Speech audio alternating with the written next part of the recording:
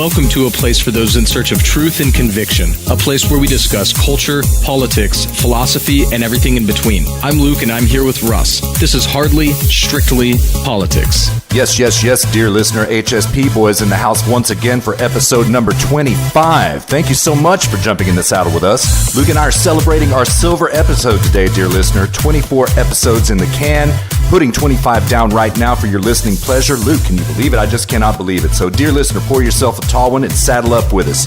2 separate continents, 2 separate countries, 2 separate adult beverages. Luke and I saw 2 separate shadows on the trail today, dear listener.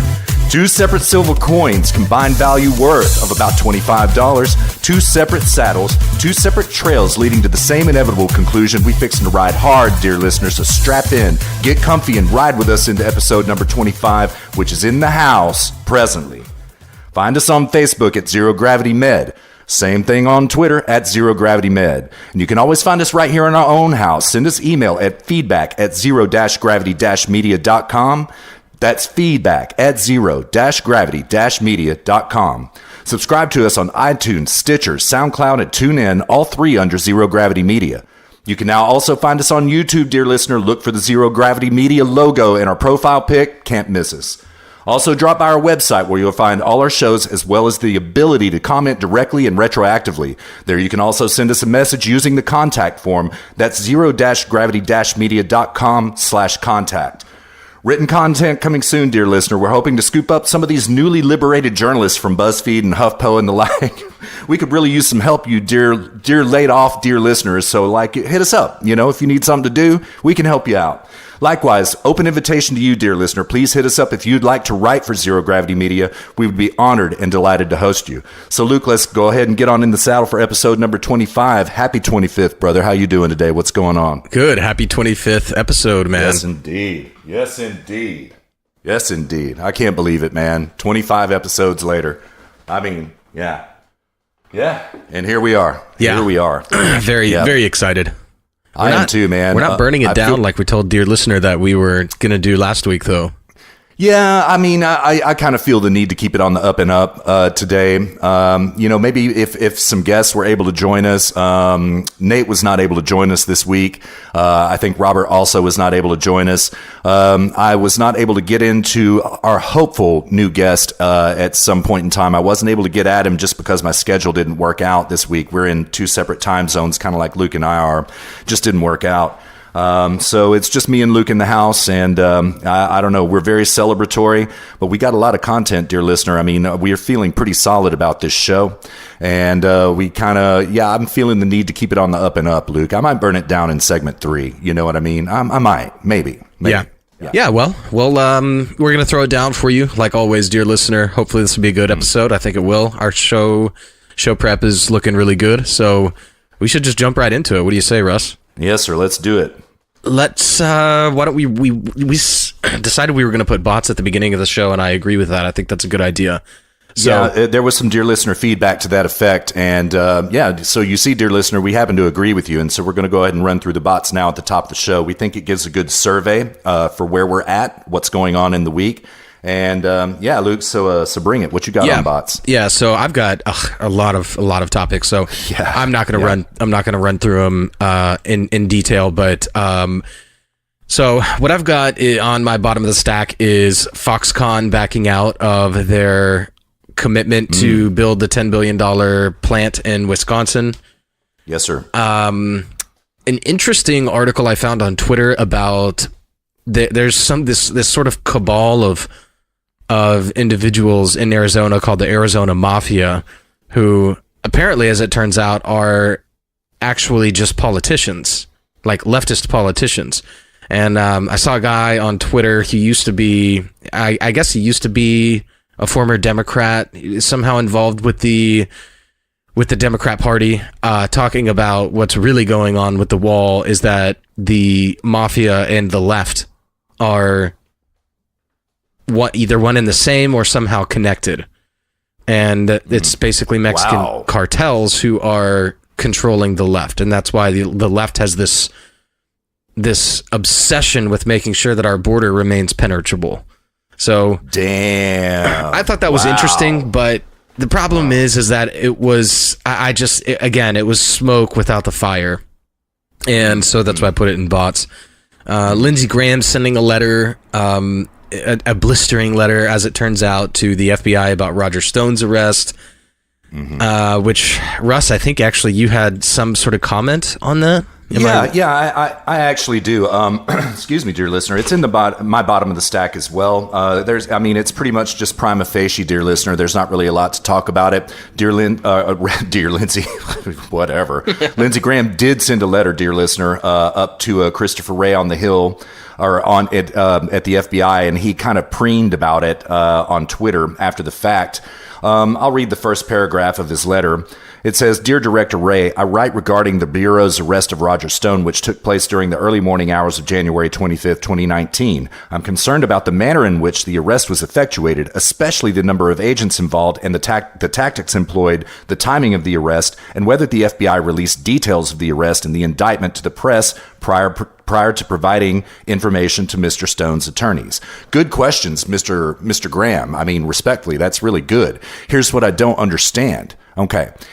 Christopher Wray was on the Hill testifying before the Senate Intelligence Committee the day before. Why was he not asked right then in that hearing under oath and his testimony given under oath and recorded in the record, right? Why are we doing this after the fact? Okay. Yes, it's a great letter, but dear listener, I think that all of us here on the right are a little bit incorrect about celebrating. Oh, that was a scathing letter, blah, blah, blah. It's just a letter. Christopher Wray might answer it or he might not answer it, right? He could have been asked this question under oath and they whiffed that. They just straight up, they swing, not even a swing. I mean, that pitch just came straight right through the strike zone and the Republicans were just caught flat-footed in the Senate. I mean, so that's my only point about it. I don't get it. I don't get it. Yeah. So, yeah. Another bot's class action lawsuit that is being filed over I don't know if you remember this, dear listener, but back when Trump was campaigning, so this was after he received the nomination and then leading up to the election between he and Hillary, he did a number of speaking events, which were called Trump rallies. Russ and I used to get comfy and watch them on Saturdays when we could. Yes, indeed, sir. And that was so much fun, man. I had so much fun doing that. Days. Yeah. Oh, yeah. Well, that's right around the corner again. Yes, it is. Oh, yes. Oh, yes, man. We're going to have to throw some watch parties for some rallies when campaign season is fully in force. You know what I mean? Totally, dude. Yeah. Yeah. Maybe we'll do some YouTube streams and stuff, invite people on. Yeah, let's do it. Yeah, absolutely, man. Yeah. But yeah, so if you remember, there was one in San Jose which got particularly violent with lots of shrieking leftists, Antifa, paid protesters, everybody that you could imagine. La Raza was probably there as well. Mm-hmm. And they peppered this one girl with eggs. They assaulted people. I mean, pretty much just the normal run-of-the-mill type behavior from these more violent leftists. And those people are now filing a class action lawsuit for against the San Jose Police Department for basically not doing anything. And this is a trend that we've seen time and time and time again with police giving stand-down orders and basically not doing their jobs. And now they're being sued for it, which is just awesome. That is so white-pilling. That makes me so happy because this is what prevents us from devolving into a third world country. Russ and I have already detailed the fact that the left is a third world party. But fortunately, our system of laws is still in place such that we can do things like this and otherwise prevent ourselves from going down this path of third worldism, which is what the left wants. That's the path they want to go down, and you can see it in their behavior. So this is that's very, very white-pilling for a number of reasons. It's just justice. Well said, man. And it just shows how important having a good set of laws is. Well said. Playing on that, we are also having the lawyer for the Covington kids came out and announced that he's filing a lawsuit, and he named several individuals. And we have a drop, but I don't think we'll take the time to play it. He just lists out several individuals that posted defamatory tweets and such. We have an update on Roger Stone. He is not backing down He actually is quoted as saying that Mueller's case is as thin as piss on a rock. Did you hear that, Russ?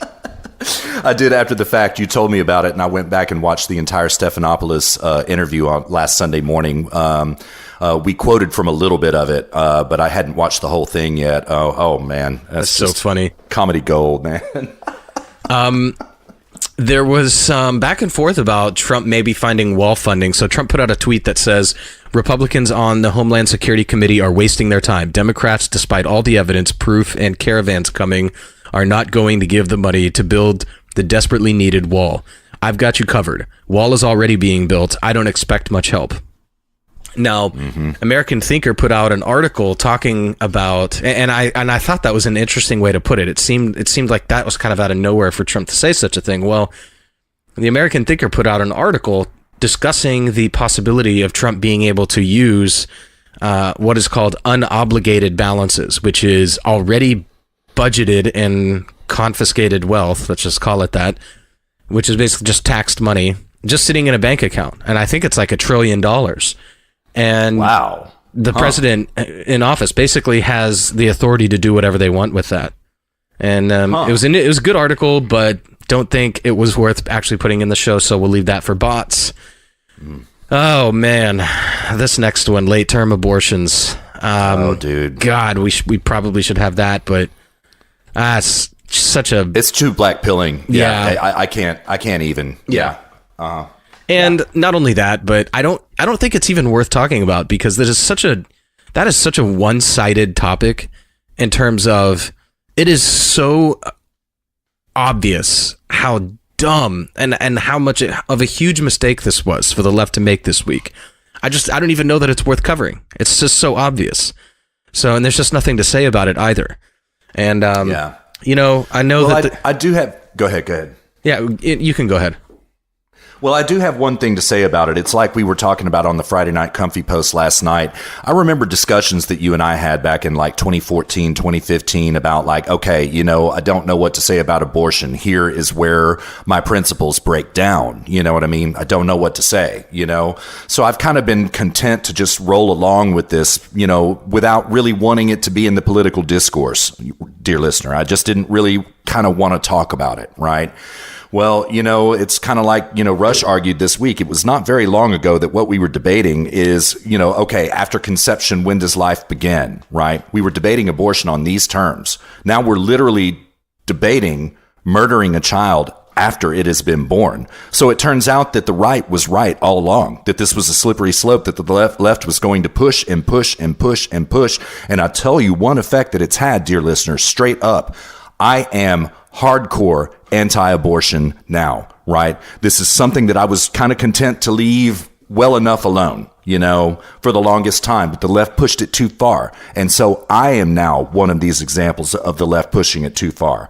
I personally am going to fight against this going forward. You know, I mean, if you're going to make it political as badly as you did, as extremely as you did, well, then we're going to fight this politically, and that's how it's going to go. Yeah. That's my only comment about it, dude, because, man, it's disgusting. Yeah. Absolutely disgusting. Yeah, I would say in terms of politics, abortion is probably my least favorite topic. I am totally content to just not even talk about it.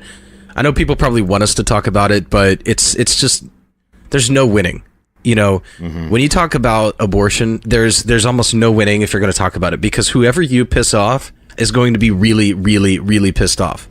That's exactly right. And I'm perfectly content to stay away from it. I think people's minds are made up. I don't think anything that we say is going to change anybody's minds. And, you know, I'm just going to leave it at that. Fair enough, man. Don't blame you. Yeah. Don't blame you at all. But this issue isn't going anywhere, dear listener. This is going to be coming up again and again and again and again. And thankfully, the bill failed in Virginia this week.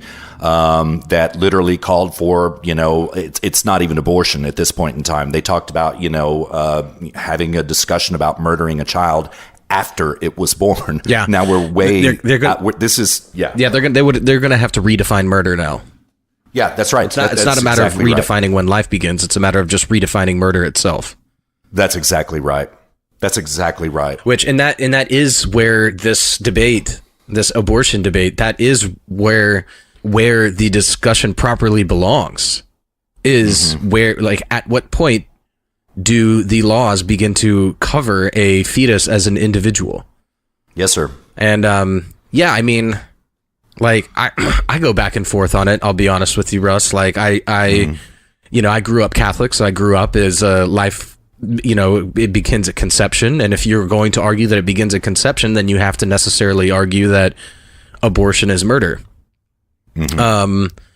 And, you know, there's also sort of a lot of little anecdotal little arguments you can make, like, you know, when a girlfriend says to her boyfriend, "Oh, I'm pregnant," and the boyfriend says, "Oh, with what?" Like, said no one ever. You know what I mean? So, yeah. You know, but then again, like, I think there needs to be some sort of scientific understanding. There needs to be some sort of scientific argument to be made. We can't just say it begins at conception for the sake of it beginning at conception, or just because that's what the church said. You know, we have to hash this out in terms of science and philosophy of law. And frankly, I have not put in the intellectual rigor, the intellectual work in my own head. I have not done the work necessary to decide exactly what that is. And you know, so I remain undecided because I have not myself put in the work. So it's not that my principles break down, it's just that I haven't put in the work necessary to form them in the first place. But once I form principles, they never break down. In fact, that's the point of principles. But I just haven't put in the work to decide, so that's why I pretty much stay out of it.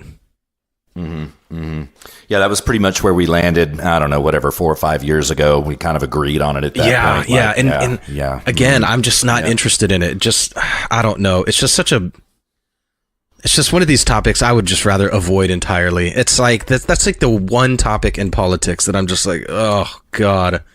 You know what I mean? Yeah. Well, I mean, because, you know, prior to this week, there was not a political solution to it. And now the left is trying to effect one. And like I was saying, dear listener, this issue isn't going anywhere. The Virginia bill, which thankfully was voted down, that was a trial balloon. Okay. That was a starting place. This issue, that's not the end of the story. This is going to come up state after state after state, year after year after year in Virginia. In fact, New York has already passed a bill pretty much the same as the Virginia bill in New York, right? Yeah. I mean, so I will say one thing that I do 100% fully get behind, which is that we should defund Planned Parenthood. Absolutely. The government has absolutely no role in giving Planned Parenthood any money, and these people at Planned Parenthood who have been caught by Project Veritas for selling aborted fetus parts and fetuses, and I mean, those people should be in jail, and Planned Parenthood should be defunded. And these people are like, oh, but what about women's health? Aren't you concerned about women's health? The government has no role in caring about any group's health over anybody else's. And I also don't think that women have some sort of superior need for health than men do. So for the same reason, I don't think whites do over, you know, blacks or anything like this. So to say like, oh, don't you care about women's health? It's like, I care about everybody's health. Why stop at women? What is your obsession with this? So that's where I stand with Planned Parenthood. I do get fired up about Planned Parenthood. I do too, man. Yeah, it really chaps my ass, particularly, you know, since they donated, $31 million to leftist elections in 2018. Yeah, I mean, how is that not... the government's giving the money, and then they're giving it back to the government. That's right. Well, to leftist partisan politics. Yeah. I mean, there should be a law in place that says, like, if you receive money from the government, you forfeit any right to support political... absolutely, because it's just total conflict. How is that not a just complete conflict of interest? Yeah. This is the government itself funding the leftward direction that our modern day politics is now taking, dear listener. That's what it is. How is this allowed to exist? It's ridiculous. Yeah. Absolutely ridiculous, man. Totally. All right, well, let's move on, man. Senate investigators told Trump Jr.'s mysterious calls weren't with his father. I don't even honestly remember putting that in the show prep, so I'm going to move on. I know what it's about, actually. It's about the Trump Tower meeting. Basically, the story is that Don Jr. did not call Trump at all to tell him that he was meeting with Natalia Veselnitskaya in Trump Tower. There was no communication about that whatsoever. So once again, another straw kind of removed, or another piece of the Jenga pile removed from the Russia collusion hoax. That's what it is. That's a big deal, dear listener. It is. It's a big deal. All right, moving on. Here's how much Jeff Bezos, Bill Gates, Warren Buffett could pay under Bernie's tax plan, which is very, very triggering, dear listener. I get very triggered by these things, especially when it comes to taxes. Elizabeth Warren has now jumped on with Ocasio. See, I'm pronouncing it correctly now, Russ. Okay. Yeah. I like it better the other way, but Ocasio. Okay.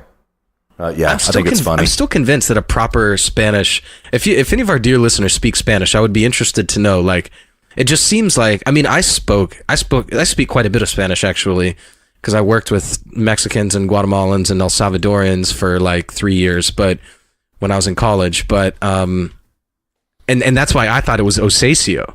I mean, it just seems like any Spanish pronunciation of that word would be Ocasio, not Ocasio.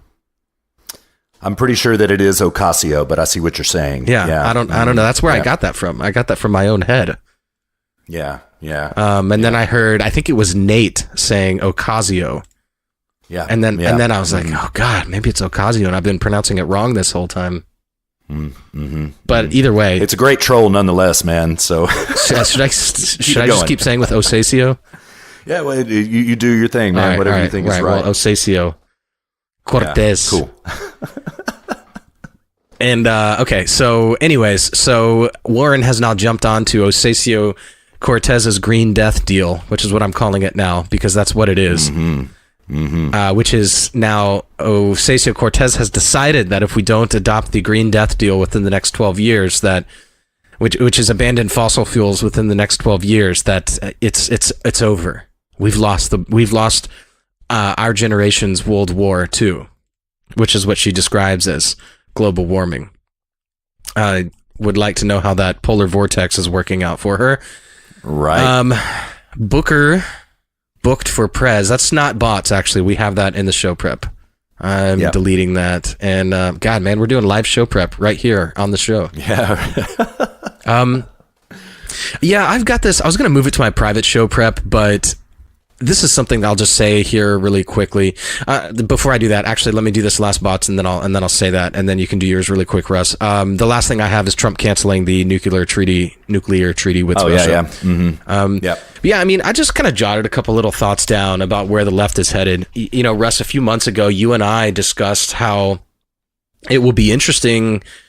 You know, we talked, God, man, it must have been episode 10-ish, 11, something around there. It was about 4 or 5 months ago. We were talking about how the Demsocs are in the background, toiling away, sharpening their swords, getting ready for war. And we were wondering if the neo-left is running cover, because the neo-left was stealing all the headlines, and they were battling Trump. And you didn't, for months, I don't know if dear listener remembers this, but for a couple months, you didn't hear anything out of the Demsocs, and we were talking about this. We were like, they just vanished. And man, has that changed. They are back in full force now. And that question, Russ, has actually been answered. The neo-left has not been running cover for them, because they are themselves at war now. And in my opinion, the neo-left is losing. I think the Demsocs are taking over. And agreed. And Warren is just going full on Demsoc now, and because she's seeing how it responds so positively, and so they pretty much just blew right past the neo left, and the left is going full on Demsoc. I predict by the end of the primaries, the left will be full Demsoc. They will no longer be Democrats. They will be Democratic Socialists by the end of the primaries. Yeah. And it's really crazy to see, man. I mean, God, it's like kids trying to, kind of outcompete one another for attention. One says something absurd, and then somebody has to double down and go further left and further left and further left, and it is accelerating so quickly to the left. Well, this is the problem. Crazy to see. This is the problem, is that their morality, they hold the morality of altruism really at the center of all that they believe politically. And democratic socialism is just more altruistic than neo-left. Neo-left is like trying to sort of cobble together some elements of capitalism, which is a system of self-interest, and elements of socialism, which is a system of otherism, focusing on everybody else other than yourself, and how are we going to help each other, and we're all in this together. That's socialism. And capitalism, which is just collectivism, and capitalism is individualism. And they have collectivistic principles guiding their politics. And so this is why the right is moving left, because the right, at the end of the day, many of them are very collectivistic, and this is why the left moves left over time. Yes, sir. Because it is just them, just the reason they have to. It necessarily has to move left, because in order for somebody to win out, they have to have a more principled approach. And all that means is they just get more left. So this is a totally natural progression. We should be totally unsurprised by this. If I'm surprised at all, it's maybe how fast it's going. They are not wasting any time. I think what it is they saw in Bernie, they just figured out what worked. They go, oh my God, that worked. I think so too. Yeah. Mm-hmm. So, but the white pilling part about this is that as a result of this, because they're sort of like driving drunk right now. You know what I mean? Because they don't really understand a lot of this. Like Ocasio-Cortez actually does, to give her credit. She really understands that this is a morality game. This is a game of morals. And she just straight up says it how it is. So that's why she's become so popular. But all the, like Elizabeth Warren, especially, and these other Democrats, they're just sort of driving drunk. And they're just kind of not really thinking too much about what they're doing. They're just like doubling down on things sort of randomly. And as a result, they now have become the party. If you cobble together all of these messages that they're sending, they have become the party of high taxes, the party of more regulation, the party of more immigration, and the party of late-term abortions. That is now who they are. And identity politics, I would add into that. The party literally of identity politics. Yeah. So but that's kind of old news, though. That's been going on for a while. I don't know. I would say it's more codified now. You know what I mean? Yeah, but you don't see AOC. You don't see Ocasio-Cortez talking too much. Have you noticed this? That she doesn't talk too much about identity politics. She stepped in it a couple of times this week talking about feminism and, how she came out and said that she acknowledges that because she is cisgendered, that she is a beneficiary of privilege. You know what I mean? So she's saying stupid things like this. But this isn't like front and center for her. Front and center for her is just massive sacrifice for the earth. Massive sacrifice for the poor, massive sacrifice, just sacrifice. Don't be rich, Yeah. She's much more integrated in her thinking about the economy and the environment and all this stuff, and not so hyper-focused on these little culture wars. Mm-hmm. You know what I mean? Mm-hmm. Yeah, I would agree. Mm-hmm. So, in any case, that's it for me on bots, man. What do you got? All right, I've got quite a bit, actually. I'm going to try to zoom through this because the shadows are getting long. The two shadows on the ground are getting long, so I'm going to zoom through them. On the bottom of the stack, dear listener, Luca, kind of alluded to this. I wanted to talk about the horde. We now, like we reported last week, have 3 hordes coming up this way. My piece I titled 3 hordes for the price of 1, or a tale of 3 hordes. Either one. I like 3 hordes for the price of 1. That's great. Yeah. One of them, like we reported last week, is 12,000 in number. The size of the other 2 hordes coming up, we don't know exactly. Pretty scary stuff. To that effect, the Department of Homeland Security has released some new rules regarding amnesty proceedings. If you are an illegal and you declare amnesty, you have to wait in Mexico now for your hearing to happen. Okay. And I think that this is a very positive step. Lou Dobbs and EMAC broke it on Fox Business on Thursday night. That's when this dropped. It's very white pilling, but literally I expected a Ninth Circuit Court injunction yesterday. It didn't happen. So I'm just going to go out on a limb and say that's probably coming here pretty soon, dear listener, that they are going to force Donald Trump to allow illegals to stay in the country while they await their amnesty hearings in our court system, which is now almost 900,000 cases in the whole. God. Unbelievable. Yeah, 900,000 cases, man. It's going to take years to get through that backlog. Years and years and years, you know. To this effect also, Pelosi once again doubling down, $0 for the wall. You're not getting any money, Mr. President. And I think right now that Mark Meadows and some other people in the House are making hay and making very good argumentation out of the fact that the Democrats are not even pretending to negotiate about the wall. So and I think that's a good point. I think it's very true. Had some stuff about Trump's polling numbers. There are 56% of people in the country who say that they will not vote for Donald Trump. Apparently, Donald Trump is polling very poorly in Utah. Yeah, thanks, Utah. Thanks for electing Mitt Romney. Appreciate that. Appreciate it a bunch. There are some black pilling polling numbers going on, but there are also some white pilling polling numbers going on regarding the wall.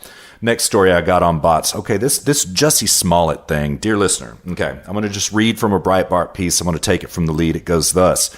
Empire actor Jussie Smollett is reportedly refusing to turn over his cell phone to law enforcement as they consider to investigate an alleged attack against him early Tuesday morning.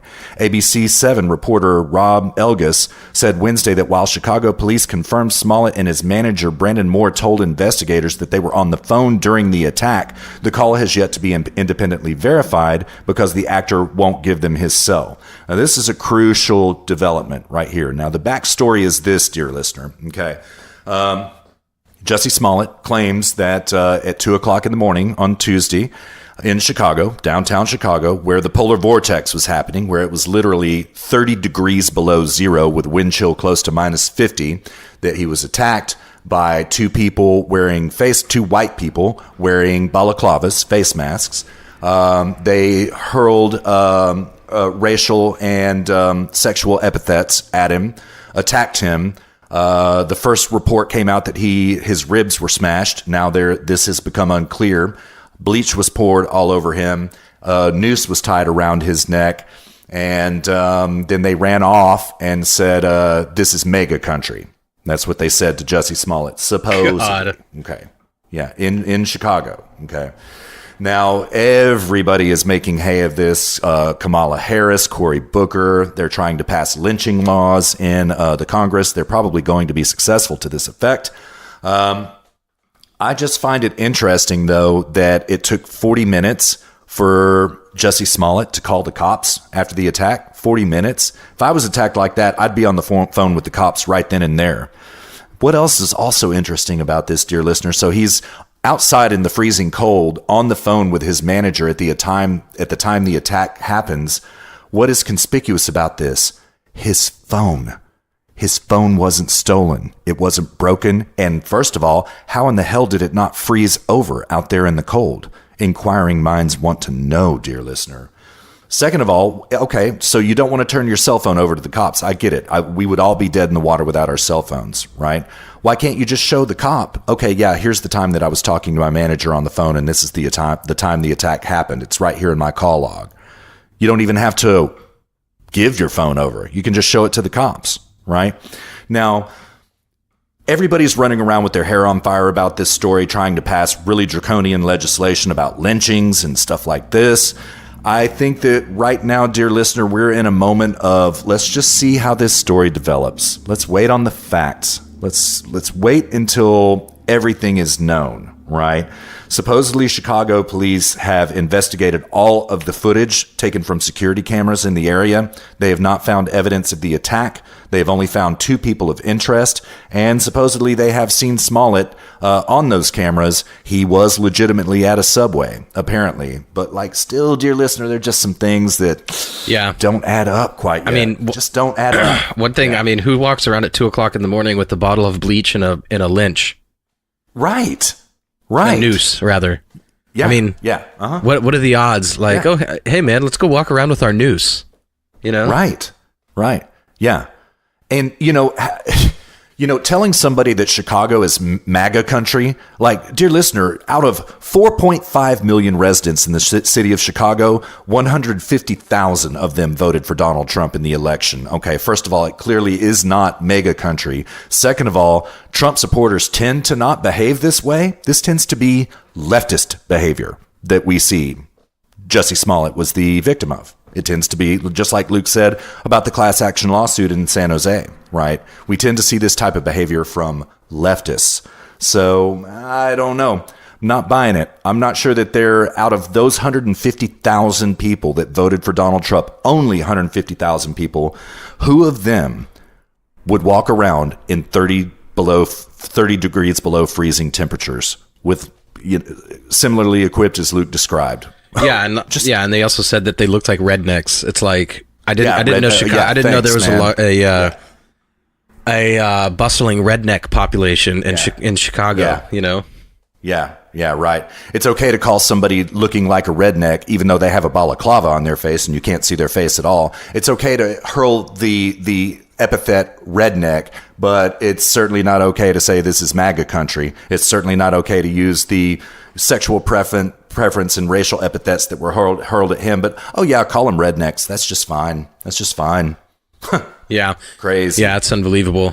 This is the thing with the left, man. They just love their outrage. They sure do, boy. They coddle it, nurse it. Did you see what I tweeted this week on that? No, sir. About leftist outrage? No, I didn't. I didn't see it. Pull it up here real quick. I wrote fiat outrage, a currency used to exchange ideas and whose value is backed by the political party using it. Common complaints of fiat outrage is rampant counterfeit, most usually on the part of leftist political and cultural issuers. I just found it as soon as you said it. Well said, man. Well said. Funny. Very funny. So, very good. Very good. All right. So, I don't really have anything else about the Jussie Smollett thing, man. I mean, it's bots for a reason. Everybody's spammed it out every, 7 ways to Sunday. Do you got any other thoughts about it before I ride on? No, dude. I'm glad you put that in there because I forgot about that. Yeah, it's a big deal, and I think it's going to be reported on some more. I don't think this story is going anywhere. Got a really interesting article here from Sputnik News about how Donald Trump has become distrustful of his son-in-law, Jared Kushner, in the immigration dialogue that's going on right now. I have another article to the effect of the Koch brothers are working on Jared Kushner. They're lobbying him basically for amnesty, right? But it is being reported that Donald Trump is growing skeptical of Jared Kushner. This is nothing but good, Mr. President. If true, we got to qualify all news now with if true, thanks to the left, right? If true, this is a good development, dear listener. And Mr. President, if you're listening, I would send your son-in-law packing, sir. You need HSP boys' advice. You don't need your son-in-law's advice on how to handle this. So that's all I'm saying. I say it every week, Mr. President. Come join us. Friday Night Comfy Post. We'd be delighted to host you, sir. Speaking of Friday Night Comfy Post, man. Yeah. You wanted to give the... Yeah. We tried, dear listener. We tried. We did. It just got a little bit too, sort of shit posty, dear listener. I might try to chop it up a little bit, see what we can do with it. But, Luke and I were pretty hammered last night. We talked about a lot of stuff that we're not going to cover in the show today that's not even really on bots. A lot of political theory stuff. It was a great conversation. But, probably had one drink too many, I would say. Luke, what would you say? Yeah, I mean, I I went out with a buddy earlier that, I mean, dear listener, Friday Night Comfy Post is very difficult for me because it pretty much wipes me out for all of Saturday morning because we don't start recording until midnight at 12:30 your time. Yeah, 12:30 my time. We don't even start recording. And like last night I had gone to go meet up with a friend and we went to a couple bars and had a couple beers and then I, came home and it's a pretty exhausting affair. Friday Night Comfy Post is for me, and sometimes it's hard to throw down quality content under those conditions. So I don't know, maybe Russ can clean it up or something, but we'll see. Yeah, I'll look into it. Yeah. Priority obviously is getting number 25 fresh, polished up and getting it out. But yeah, I'll take a look at polishing up Friday Night Comfy Post. And if it could be salvaged, I'll do it for sure. Yeah. Last night wasn't the night. I was not really able to, edit and produce up to my normal standards last night by the time I got to it. So, yeah. Yeah. So dear listener, if it doesn't work out, we've actually gotten more feedback about people who really enjoyed the Friday Night Comfy Post. We'll figure something out, dear listener. I mean, we're getting lots of feedback to this effect now, so we'll figure something out. Whether or not it's this show, we'll maybe do like we said last week, maybe a monthly, maybe a surprise, hit you up with a Friday Night Comfy Post here and there, and we'll figure something out. Yeah. So, it's not that we don't want to do it; it's just a matter of making it work. Right. Mm-hmm. Right. And anyway, riding on, man. Last thing I've got on bottom of the stack. Senator Rand Paul on Wednesday was awarded over $580,000 in damages in his lawsuit against his neighbor, Rene Boucher, who attacked him while doing yard work at his Bowling Green, Kentucky residence in 2017.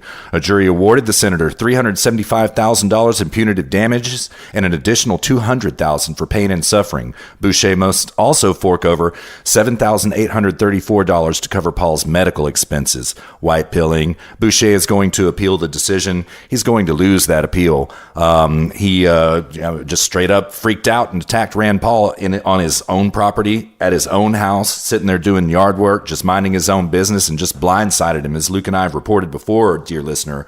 And Rand Paul has suffered permanent health damage from this, and he is going to have to go to Canada to see a specialist lung surgeon, and that's happening here pretty soon. And Paul is going up there because he really likes this doctor. Paul is a physician himself, and so Rand has to have surgery. He's had regular chronic pneumonia after his ribs were broken, 5 of them, and his lung punctured. So, I mean, I think that this is a pretty fair decision, man. $580,000 sounds like about $580,000 worth of damage to me. You know what Absolutely. I mean? Yep. Nothing but white pilling. No, good on you, Senator Rand Paul. Good on you. Well done. This ties in exactly to what we mentioned earlier about the left is a third world party, and it's our laws preventing us from going that path. This is yet another example. Yes, sir. Yes, sir. It is. Yeah, it is. And, I mean, thank God for rational courts at this point in time, even though most of them are irrational and leftist, policymakers. When you get right down to it, they're not courts whatsoever. At least some courts remain rational right now. And we have proper recourse, venues for proper recourse, as Rand Paul did, as the class action lawsuit in San Jose is pursuing. Thank God for it, or else we'd be be up against the wall, dear listener, to put it slightly. So, well, I think the better way to say that would just be we would be left with only certain other options if we didn't have courts. Right. Yeah. Right. That's and I think we can all agree that we don't want to explore what those options are. Right. Mm-hmm. Yeah. Yes, sir. Was that it for bots then, finally? 45? I think so, man. I think we made it through. So, yeah, dear listeners. So, just a survey of the week. This is the stuff on the HSP Boys radar. We're on top of things, dear listener. We just can't get to everything in the 3 short hours that we have together on Saturdays. And so let's go on, jump into segment 1 proper, Luke. What do you say, man? Yeah, let's bring the content. Yeah, we need to because we are 48 minutes in now. So yeah, we just covered bottom of the stack, dear listeners. So I'll try to be quick about this. All right. So there was some rather black-pilling stuff that happened this week. I'm just going to read from a Breitbart piece. It happened on January 31st, 2 days ago, on Thursday. It goes thus, I'm reading it from the lead. The Republican-controlled Senate on Thursday voted in favor of advancing an amendment from Senate Majority Leader Mitch McConnell to rebuke President Trump's decision to withdraw troops from Syria and Afghanistan. The Senate voted 68 to 23 to cut off debate on the amendment, which will allow the amendment to be added to a broader bill on Middle East policy, expected to easily pass the Senate next week. Okay, you see what's going on here, dear listener. Trump says we're going to get out of Syria. The Senate, this kind of blob party that Luke and I have described that is made up of neo-cucks on the right and this kind of permanent war party on the left as well, that kind of joined together in the center into this blob party. Well, that's what we're seeing here. We're seeing the Senate trying to block the president's action on this. Okay. Now, I'm pretty upset about it. I don't like it at all. I don't really have much to say about it other than it's absurd on its face because of this. All right. Dear listener, it's important to keep in mind that the reason that we're in Syria right now is because of Prince Barack Hussein Obama, rather. He took executive action and took our troops over to Syria without any approval from Congress whatsoever, okay? And all the neo-cucks back then in both the House and the Senate were, running around with their hair on fire like, oh my God, the president can't do this. This is congressional power to vote whether or not we go to war. The president isn't allowed to do this. There's no step of executive power. Well, who in the hell do they think they are to vote now to keep us in war in Syria? Who the hell do they think they are? All right. This was an executive action that got us into war. The president, Obama, did this. Why exactly can President Trump not get us out of the war? We were never, again, dear listener, this is important. It was never voted on by Congress for us to go there in the first place. Why do they feel so privileged now? That now all of a sudden that we have Trump in office instead of Obama, now they want to vote on it. Now, if we have a dear listener lawyer there in the audience, I would appreciate it if you would get back to me about this, about what I'm talking about with executive power versus congressional power, right? In my read on the situation, Trump is completely legitimate to withdraw troops from Syria if he wants to. It was because of presidential action that they're there in the first place. He can change that presidential action. It was basically an executive order, dear listener. So, dear listener, attorney, if you happen to be out there and you happen to understand these nuances of the Constitution, if you could let me know, hit us up at feedback@zero-gravity-media.com. I would deeply appreciate it if you would let us know, set us straight on that. So, but anyway, as I see it right now, I believe that this is Trump 1, Senate 0. I believe that Trump is going to win this struggle regardless of whether or not the Senate passes their bill. They're not going to be able to block him on this. They have no authority to do so. Okay. Now, I want to kind of tie this into another topic going forward, dear listener. There's some really disturbing stuff right now.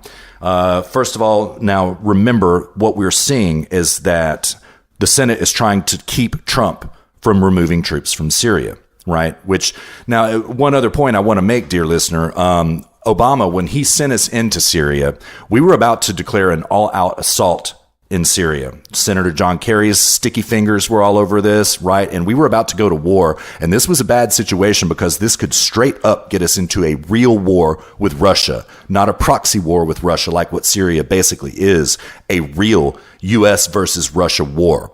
This is the only issue the right and left ever agreed about during Obama's administration. And there was a revolt about it. Everybody on Twitter, shouting down Obama, shouting down John Kerry, people on the right, people on the left saying, look, we don't want to go to war. So Obama changed his mind about it. Okay. Now the Senate, now Trump, pretty much echoed the desires of the people trying to get us out. The Senate is trying to block him. Now, there are a couple of other disturbing developments this week. President Trump gave an interview to the Daily Caller on Wednesday, I believe it was. I'm going to read the article from the top. It reads thus. President Donald Trump says former House Speaker Paul Ryan promised to secure wall funding while Republicans controlled both houses in exchange for the president's signature on the 2018 omnibus spending bill. Okay? You let that sink in, dear listener. But after the president signed the massive $1.3 trillion spending package, Ryan reneged on his commitment. Well, I was going to veto the omnibus bill, and Paul told me in the strongest of language, please don't do that. We'll get you the wall. And I said, I hope you mean that because I don't like this bill, the president recounted in an exclusive Wednesday interview with the Daily Caller. Paul told me in the strongest of terms, please sign this. And if you sign this, we will get you that wall, which is desperately needed by our country. Humanitarian crisis, trafficking, drugs, everything, people, criminals, gangs. So, we need the wall. And then he went lame duck, Trump said. And once he went lame duck, it was just really an exercise in waving to people, and the power was gone. So I was very disappointed. I was very disappointed in Paul because the wall was so desperately needed, and I'll get the wall.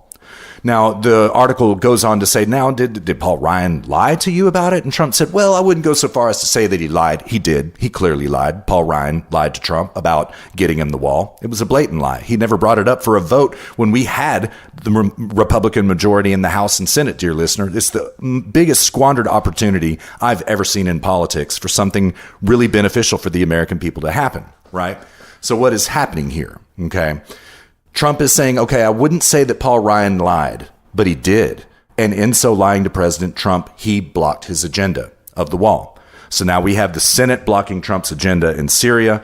Paul Ryan blocks his agenda on the wall. Now, there was another really disturbing thing that happened this week. Chuck Schumer, I'm going to read from a Politico piece, I think this covers it probably best, even though Politico isn't my favorite source. Also, this happened on Wednesday of this week. Senate Minority Leader Chuck Schumer swiped at President Donald Trump on Wednesday evening, urging America's top intelligence official to stage an intervention and educate the commander-in-chief about how important it is for him to back the U.S. Intelligence Committee. I believe it is incumbent on you, Director Wray and Director Haspel, to insist on an immediate meeting with President Donald Trump to educate him about the facts and raw intelligence underlying the intelligence community assessments, Schumer said in a direct letter written to Dan Coats, the U.S. Director of National Intelligence. Coats, who served with Schumer in the Senate, publicly undercut Trump's statements on Tuesday during a Senate Intelligence Community hearing where he spoke about ISIS's strength, North Korea nuclear weapons, and the Iran nuclear deal in vastly different terms than Donald Trump does. Basically, what Trump has been tweeting is that, okay, North Korea is going to get rid of their nukes. We're making big progress here, all right? They're no longer a nuclear threat, okay? We have blown the hell out of ISIS. ISIS is no longer a threat. Okay. Now Dan Coats is getting up and saying, well, actually, yeah, North Korea is a threat. ISIS is still a threat. They're going nowhere. And if we leave Syria, ISIS is going to gain control. Okay. You see here, the president is at loggerheads with his administration, and they're talking back to him in a really despicable way. You got to remember, the intelligence community, dear listener, they report to the executive. Trump does not report to them. They report to Trump. Now you have Schumer basically calling for open rebellion against the president within his own executive branch. Now, dear listener, okay, so the Senate is blocking Trump. Paul Ryan blocked Trump, right? These are people on the right and on the left, and now we see the intelligence community is blocking Trump, and Schumer is calling for open revolt. What do you call this, dear listener? This is a coup. This is a straight up, right in your face coup. Military third world style coup. This is not a soft coup. This is a hard coup. This is a literal coup. They're trying to overthrow the president by blocking his agenda at every single step of the way. Now, we need to get behind our president right now, dear listener. Blow up the phone lines at the White House. Write letters to your Congress people. Write letters to your senator. We need to let our voices be heard right now that we want this wall. Post memes into comment sections. Exactly, yes. Yes, go. Yes, I mean, yeah. Begun. Meme War 2 has, dear listener. We're right up in it right now. No, this is Meme War 3. Actually, yeah, it really truly is. We're in Meme War 3. Yeah, we are, and we'll probably even be in Meme War 4 by the time the election happens in earnest. So, oh man, yeah, what a time, man. I mean, and don't forget, dear listener, Luke and I are on the record. We will tell you about our service records at some point in time. It's still classified. Our Meme War movements are still classified, but we'll let you know someday. Yeah. So, a couple of conclusions to draw from this. Okay. All right. It is a coup. There is no denying it. It is orchestrated by this blob party of neo-cucks on the right. People we should on just the left, start right? referring to them as the blob. The blob. Yeah, that's great. I love it. The blob. Yeah. So, a couple of conclusions I want to draw from this, dear listener, from the fact that we are seeing a coup against our duly elected president right now. Okay. My first conclusion is this. Okay. I think that Trump is read in by intelligence, right? I think he knows the story on the ground with what's going on with ISIS. I think he knows what's going on with North Korea, right? I think he knows what's going on with Iran, right? Now, you've got the intelligence community pushing back at him saying, yeah, no, the president is wrong. This intelligence is incorrect. Well, where is President Trump getting his intelligence? He is using military intelligence, dear listener. He is no longer using people like the DNI, the FBI, the CIA. He's not relying on them anymore because he recognizes that they're in open revolt against his presidency. But he's still getting intelligence from somewhere. It has to be military intelligence, dear listener. I find this very interesting. Yeah, I do too. I hadn't thought about that before, but yeah, I agree with you. Yeah, it's very, very interesting. Yes. And, just to kind of put a bow on it, dear listener, and kind of white pill about this a little bit. Now, yes, it is black pilling that we're seeing a coup against the president, and we call it for what it is, right? There is a little bit of a white pill to this, though, dear listener, and that is that in that interview that Trump gave with the Daily Caller, talking about Paul Ryan and all this kind of stuff, he did not say these words, right? But he emphasized transparency in this interview, okay? In more ways than one, conceptually, using the word, all of this kind of stuff. What I read into this is that Trump is telling us, okay, you know what? No more backroom deals are going on like the one that I had with Paul Ryan and he screwed me, right? These deals are going to happen right here before the American public in front of the cameras, just like the news conference with Chuck and Nancy did when he surprised them and invited the media into the Oval Office. Yeah, I was actually going to cite that as an example. Yeah, exactly, man. So, dear listener, transparency is benefiting the president. And if he keeps this as open and transparent as he seems to want to do, the coup is not going to work. Transparency, nothing but benefits our president, right? I mean, look at how his transparency about the wall is benefiting him. He's winning. He's slowly turning public opinion in favor of the wall, right? Because he is being transparent. He's not doing this stuff in backroom deals away from the American people. He's arguing his case, making his deals right before the American people. Mr. President, trust the HSP boys on this. Stay the course, sir. This does nothing but benefit you. And dear listener, also trust the HSP boys on this. If he maintains this course of transparency, this coup will not work. That's right. It will not work. Yeah. Transparency, that is the name of the game here. And I agree with him 100%. Maintain frame. Transparent frame. Mm-hmm. Maintain. Yeah. What was it that we said last week that was going to be our new saying? Stay focused and maintain frame. That's it. Stay focused. Yeah. Stay focused, maintain frame, Mr. President. Yeah. And we got your back. We got your back. So we were a little bit harsh on you last week, but you did a little bit better this week. So let us help you out here, Mr. President. So... yeah. So that's, kind of Syria and how it is involved in this coup. I kind of want to talk about something that dropped this week. We have some leaks happening now, dear listener, and these are really interesting, right? We're kind of going to pivot to Spygate now a little bit. Chuck Ross at the Daily Caller dropped a absolute, I hate to use the term, so I'm not going to say it, but a masterstroke of a piece in the Daily Caller also on Wednesday. It seems that testimony is leaking. When Nellie Orr testified before the House Intelligence Committee when it was under Republican control, there were a lot of things that she said, and these things are kind of starting to leak out a little bit. I'm going to take Mr. Ross's piece from the lead. It goes thus. Nellie Orr, the wife of Justice Department official Bruce Orr, told Congress in October that she investigated President Donald Trump's children on behalf of Fusion GPS, the opposition research firm behind the Steele dossier. Okay, stop and let that sink in, dear listener. Nellie Orr was spying on Trump Jr., on Eric, on Melania, on Ivanka. She was spying on them, right? She's not a spy agency, right? She's a Oppo research firm, and she was spying on the president's family. Orr also testified that during a meeting in July 2016, Christopher Steele passed her husband materials from his infamous dossier. Nellie Orr, who worked as a contractor for Fusion GPS, looked into Donald Trump Jr. and Ivanka Trump's business dealings and their travel. I skipped down a couple of paragraphs. Orr said that during the testimony that Steele, who like her was a contractor for Fusion GPS, hoped that her husband would pass the materials to the FBI. Quote, my understanding was that Chris Steele was hoping that Bruce would put in a word with the FBI to follow up in some way or testify to members of House Oversight and House Judiciary Committees, according to transcripts confirmed by the Daily Caller News Foundation. Thank you so much, Mr. Ross. Thank you, Daily Caller. But boom, HSP boys fully vindicated. What do we tell you, dear listener? What do we tell you? We told you that this was an information laundering scheme where Fusion GPS was trying to get this false information into the very top ranks of the FBI, right? And they were doing this because it couldn't go up through the lower ranks of the FBI. No, because then this information would be vetted, right? And it would be found out that it was paid for Hillary Clinton opposition research. No, they were trying to go straight to the top and put it in. Right. And just like Luke and I said, dear listener, just like we said, Nellie Orr herself pleaded guilty to pushing information into the FBI. She also pleaded guilty to stalking, dear listener. She was stalking the Trump family.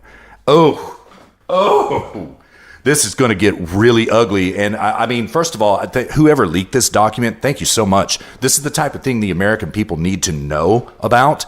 And this is the type of stuff that, people need to be held accountable for. Nellie Orr's ass should be in jail right now, dear listener. She is not a cop. She is not a spy. She's an Oppo researcher. She has no right to spy on anybody ever, not even public figures. She has no right to look into their movements, into their business, into their communications, nothing. That is all protected, constitutionally protected information about your person, right? Oh. We called it, dear listener. This is a major breakthrough. I hope some more of these leaks come out, and HSP boys will stay on top of it, and we'll let you know when it does. So, woo, white pilling, man, white pilling. Yeah, that's about all I got on Nelly, man. But man, I was blown away by it. So, let's what you hear about Antifa, man? Oh yeah, this is super white pilling news. Yes, it is. Oh yes. Why don't you drop it? All right, I'll do it. I'm going to read from a Zero Hedge piece from the 29th. I take it from the lead. It goes thus. An organizer with Washington, D.C. Antifa cell Smash Racism D.C. has been arrested on multiple felony counts in connection with a racially charged November attack against 2 Hispanic U.S. Marines, previously broken here on HSP, by the way, if I may say. 2 Hispanic U.S. Marines during a trip to Philadelphia with their helicopter unit. Joseph Alcoff, a.k.a. Chepe, and Jose Martin faced 17 charges, including multiple counts of aggravated assault, conspiracy, terroristic threats, ethnic intimidation, and 1 count of robbery while inflicting serious bodily injury, according to the Daily Caller. Alcoff's arrest comes 2 months after the arrest of Thomas Massey and Tom Keenan, who is considered a leader of the Philadelphia Antifa cell and was charged in 2011 with Alcoff in a connection with a New Jersey riot. Oh, how sweet it is, dear listener. Okay, first of all, I hear conflicting stories about this. Antifa should be declared a terrorist organization. Absolutely. I've heard that they have. Yeah. I've heard that they have been, but I don't think that's true, right? Now, that if it hasn't happened, that needs to happen right now. They need to be declared a terrorist organization because that's what they are. But dear listener, here we are, taking out the brass of Antifa. Oh, man. Nothing but white pilling. And don't forget, dear listener, this Smash Racism DC Antifa cell, they were the people that attacked Tucker Carlson's house and scared the crap out of his wife to the point that she hid in the pantry crying for an hour. You know what I mean? While Tucker was recording his show. Despicable stuff. These are the same people, you know what I mean? And these are the tactics of the left right here, dear listener. Again, this does not sound like something like this is mega country type of tactics. This sounds like what happened to Jussie Smollett. That sounds like Antifa tactics right there to me. You heard that. It was a piece by the Daily Caller or maybe it was a video by the Daily Caller that this guy had seen. And that's how the victim made the connection. Yeah, you gotcha. Yes, that's correct. Yes. So I think it was that. I think it was the Tucker Carlson event where Antifa went there that sort of fueled some motivation to figure out who these people really are. I think so too. Daily Caller doing work. Thank you so much, ladies and gentlemen of the Daily Caller. Thank you. Doing the real work here. Indeed, Yeah. Yeah, I love Daily Caller. So I do too, man. I do too. Very much. Very much. So yeah, one of our bigger sources, man. Yeah. So yeah. So I don't know. I mean, there's not really much else to say about it that I have, Luke, but it's pretty white pilling, man. I was delighted to hear the news. Yeah, totally. I mean, just delighted. Yeah. I think that Antifa is probably, I wouldn't even say probably. I would say they just are the worst of the left. I mean, you could at least say that somebody like Ocasio-Cortez, even if severely misguided and will lead to disastrous results, no doubt, and necessarily, but at least she has some sort of positive vision. The Demsocs do, that they're going after. Right. People like Antifa, they don't have anything they're going after. They are pure nihilists. Yes, destroyers. That's all they are. They are out. They want to see the world burn. They are out to destroy. They are nihilists. You know, Nietzsche described nihilism as it isn't enough to simply desire the zero. It's putting one's shoulder to the plow. Right. That is what Antifa is. Yes. Yes. And, you know, they heretofore have pretty much operated with impunity. I'm glad to see that tide turning, where some people are going downtown for their actions, right? They also kind of are operating with impunity from their fellow travelers, Luke. I mean, people on the left really, oh, yeah, they shouldn't do that. That's about the most Nancy Pelosi has ever said about Antifa. Yeah, they'll say something like, oh, yeah, it's very unfortunate. Yeah, right. Yeah. It's like almost that could be interpreted as, oh, it's very unfortunate that you drew this attention to yourself. Right. That's almost exactly blaming right. the victim blaming here. Exactly. So. Yeah, I mean, they are, I think a lot of them communists. I know for sure this Chepe guy, he for sure was a communist. Absolutely, he was. Yeah, he is. Yeah, said he was. Mm-hmm. And did you read about who his parents are? No, sir. Oh man, God, I wish I had the source in front of me right now. His Chepe Antifa, just bear with me 1 second, dear listener. I'm looking this up right now. Oh yeah, it's the Daily Caller article. This is where I read it. His parents, just bear with me. Oh gosh, this isn't it. Well, either his mom or his dad is like a higher up at Democracy Now! That is right. I forgot about that, Luke. Yes, that's right. That's right. Yes. Well, here's another Daily Caller article. Yeah, Smash Racism DC is also the Antifa group that I'm just reading from the Daily Caller article. I'll have to copy this link into the show prep so we can source it properly when we post the show. But Smash Racism DC is the Antifa group that protested in front of Fox News host Tucker Carlson's house and berated Senator Ted Cruz at a restaurant until he and his wife were forced to leave. Yep. Kirsten Nielsen the same way. That's exactly correct. Mitch McConnell the same way. Yes. Yeah. Mm-hmm. Crazy stuff, man. The goon squad of the left, man. That's what they are. Luke and I have said this before numerous times, dear listener. They're the left's hit persons, hit zers, hit zir and zers, yeah, that's what they are, and that's all they are. You know what I mean? So, yeah. Oh, but it's so good to see some justice, man. Finally. Yeah, dude, absolutely. Yes. Well, that's about all I got on Antifa, man. You got any other thoughts about it? No, I don't really have anything else. I don't think. We should take a break, come back, and hit updates, corrections. And dear listener, segment 2, we've got Obama possibly funding the media. And this is why a lot of these media professionals are now unemployed. Thanks, Obama. And no, literally, thank you, Obama. Yeah, thank you very much. Yes. Yeah. Putting an expiration date on these jobs. Yeah, right. Mm-hmm. And we're going to talk some of the presidential candidates that have come out this week. 2 in particular. We'll hit quickly Governor Ralph Northam, and then we got a spicy, juicy grab bag special we think for you so. today. Yeah. Yes, indeed. We think so. Promises good things, dear listener. We're looking forward to it. Yeah. Indeed. All right. Yeah. Russ? All right. Well, yeah. Let's take us out. Dear listener, thank you so much for your time. Thank you so much for being in the saddle with us. Give us about 10 seconds of your time, 10 minutes of ours. We'll be back at you before you know it.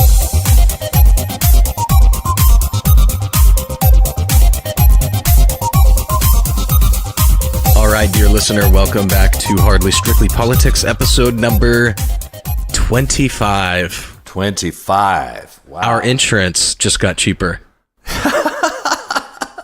Auto insurance, that is. It sure did, man. It sure did. It's a big difference when you hit 25, dear listener, as all of our male audiences or male dear listeners know. I mean, yes, you get a premium when you hit 25. Oh yeah, totally. Yep. So yeah, man, I'm sitting here in my fresh new summer comfy post setup. Oh man, which is gorgeous. Dear listener, you should see Luke's studio right now. It is just absolutely fantastic. Comfiest room on the planet right now. Yes. Yeah. Pretty lights up in there. Luke found himself a sign that says on air, a neon sign that says on air that he turns on when he's recording. Oh, so comfy. It's so good, dude. I love it. Yeah. Fresh new studio. I had to transition, dear listener. I had to transition from comfy Christmas setup to comfy summer setup. Even though it's not summer yet, but this is going to be my summer setup. Yes. And I got some nice little LEDs up in here, and it's very, very comfy. My sound paneling, and yeah, it's very, very nice. Fresh new haircut too. That's why I went into town last night, Russ, was because I get my haircut actually from a Syrian refugee. Oh, is that right? Huh. Yeah. Apparently, Syrians are. I didn't know this until I started getting my haircut there, but apparently they are known as being like the best barbers in the world. Like Seems like I've heard that. Yeah. It's like their cultural like standout, you know? Yeah. So it's kind of random, but yeah, I mean, I get my haircut by a Syrian refugee, and that guy is just, he doesn't speak any English. I don't speak, obviously, any Arabic. And we both speak a little bit of German. So we don't really even, he just asked me how many millimeters I want and where, and then he just goes to work. Nice, man. Yeah, nice. It's pretty cool. Yeah. And it's the shop is very American. It was started by this Turkish dude. He's a bouncer at some club in town, and he was tired of like getting crappy haircuts around town. So he started this barber shop without knowing anything about it. And the barbershop is like a throwback to American, like 1940s, 1920s maybe. It's a throwback. So they do like straight edge shaving and all this stuff. It's like this. How would you describe that? The aesthetics of like the 1920s, the barbershop scene. Yeah, it's kind of like the barber shop that I go to, as a matter of fact, both of whom happen to be dear listener, which is great. The old school barber chair, the smoke in the room. They would tend to serve like bourbon back in those days, like in the 50s, you could get a shot of bourbon while you got your hair cut or while you waited. Lots of young boys and parents and grandparents all going together to get their hair cut. It was kind of a communal family time, right? Like that's what it was, social time back then, right? Now it's kind of just another chore you have to get done, in your otherwise busy day. But it was a group outing back in those days, what I mean? And it's really like coming into, well, it's been in I mean, I found a place in Berkeley that does this exactly what you're saying. Now it's kind of annoying. They're like all tatted up and they're hipsters and cultural appropriation at its finest,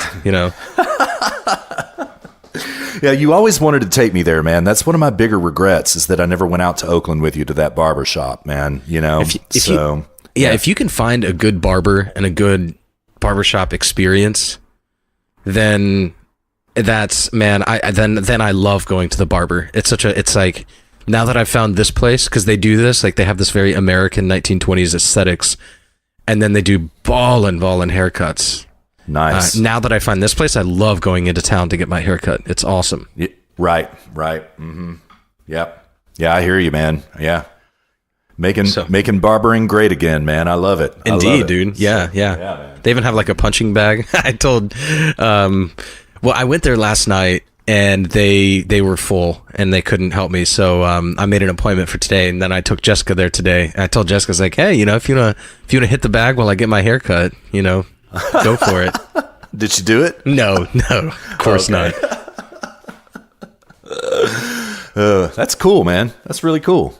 That is old school, man. Yeah, hanging up a speed bag or something like that in your barber shop. It's a full size punching bag. Oh, it is. It's a kettle bag. Yeah. Yeah, it's a for real one too. Mm-hmm. Yeah. Nice, man. Man, awesome. I love it, man. Yeah, you know what? Whenever I come across the pond to visit you, man, I'll come shaggy headed so I can go experience this barbershop with you, man. I'm intrigued. So Christmas markets, barbershop. That's what we got on the agenda that we have, and Autobahn. We've got those. we have to cover when I'm there. Yes. Yeah. Mm-hmm. Yeah. Oh, Autobahn is God tier driving experience. Dear listener, there's a couple if you are a fan of driving, and I think a lot of our dear listeners are Texans and individuals who hail from driving cultures. If you enjoy driving, going on a joyride, there's a couple of drives you need to do, like Route 66 from Texas to California. You need to do Highway 1 down the California coast. And I would recommend, I think the best driving experience I've ever had is the Autobahn between Munich and Prague. I did that last May, and oh God, dude, it is just these perfect rolling hills, and turns and bridges. So it's like nice views, but like it's like 3 straight or 4 straight hours. Maybe not that long. Maybe like 2 hours of just unrestricted speed zone, triple lane Autobahn. That's the thing for the unlimited speed, like with the what Germany's famous for, having the unlimited speed zones. You need to get a triple lane Autobahn, because that left lane, you can be going. I like my car it's comfortable at about 110. I can set my speedometer, I can set my cruise control at 110, and that's where my car is very comfortable. Love it. Now you can do that on German Autobahns because it's smooth as glass. It's as smooth as a racetrack. And God, Jessica, she would get so mad at me because I would set the cruise control at 160. That's the fastest. Which actually, I take that back, Russ. That might be 100. I think that's actually 100. It's like 99.7 or something. But I'll set the cruise control on 160, and then over the course of an hour, I would just like bump it up like 1 or 2, and then after an hour, I'm going like 190 kilometers per hour, and then suddenly she realizes that we're going way faster than we were before. And then she's like, slow down. And she freaks out, And, that's awesome. Yeah. But yeah, I mean, you can cruise for like 2 straight hours at 220 kilometers an hour. You could do that. Like rolling hills, nice curves and everything. It is absolutely fantastic, dude. That's so God tier. I love it. It is, and that actually has made me have a whole new appreciation for NASCAR drivers, because once you get up to like 110, 120, your level of awareness is so heightened that if you do that for like an hour, you are exhausted. It's exhausted. True.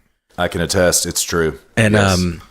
I mean, to do that every weekend for like 3 hours, going how fast do NASCAR drivers drive? Like 220 miles an hour. Something like that. Yeah. Man, that is a task. That requires an intense amount of prolonged focus. Yes. And so I have a whole new respect after driving on the Autobahn and trying to drive these 140 miles an hour for an hour. Like that's extremely difficult to do in terms of mental focus. Yeah, it's exhausting, man. It is. It truly is. Yeah.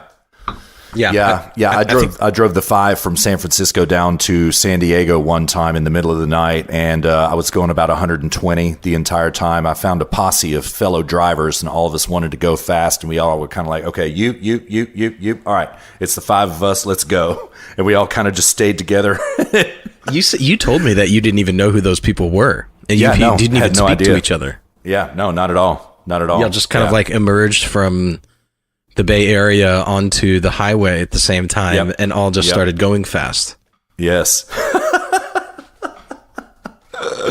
It was fun, man. Yeah, that's good. And we didn't get busted, that's even better. So, yeah.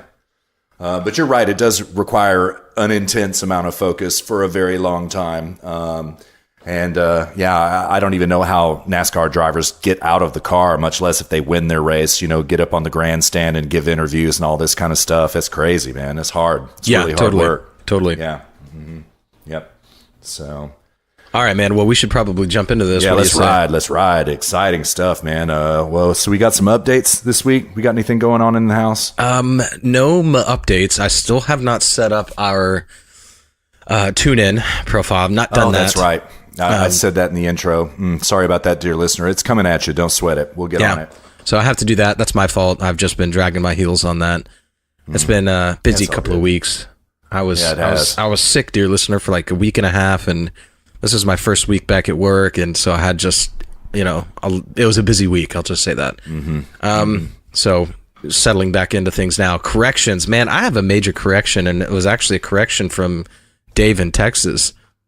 Oh, yeah? Who says that anybody who served in the armed forces at all is considered a veteran, regardless of whether or not it was during a time of war. Well, I thought he was for sure wrong because I looked this up.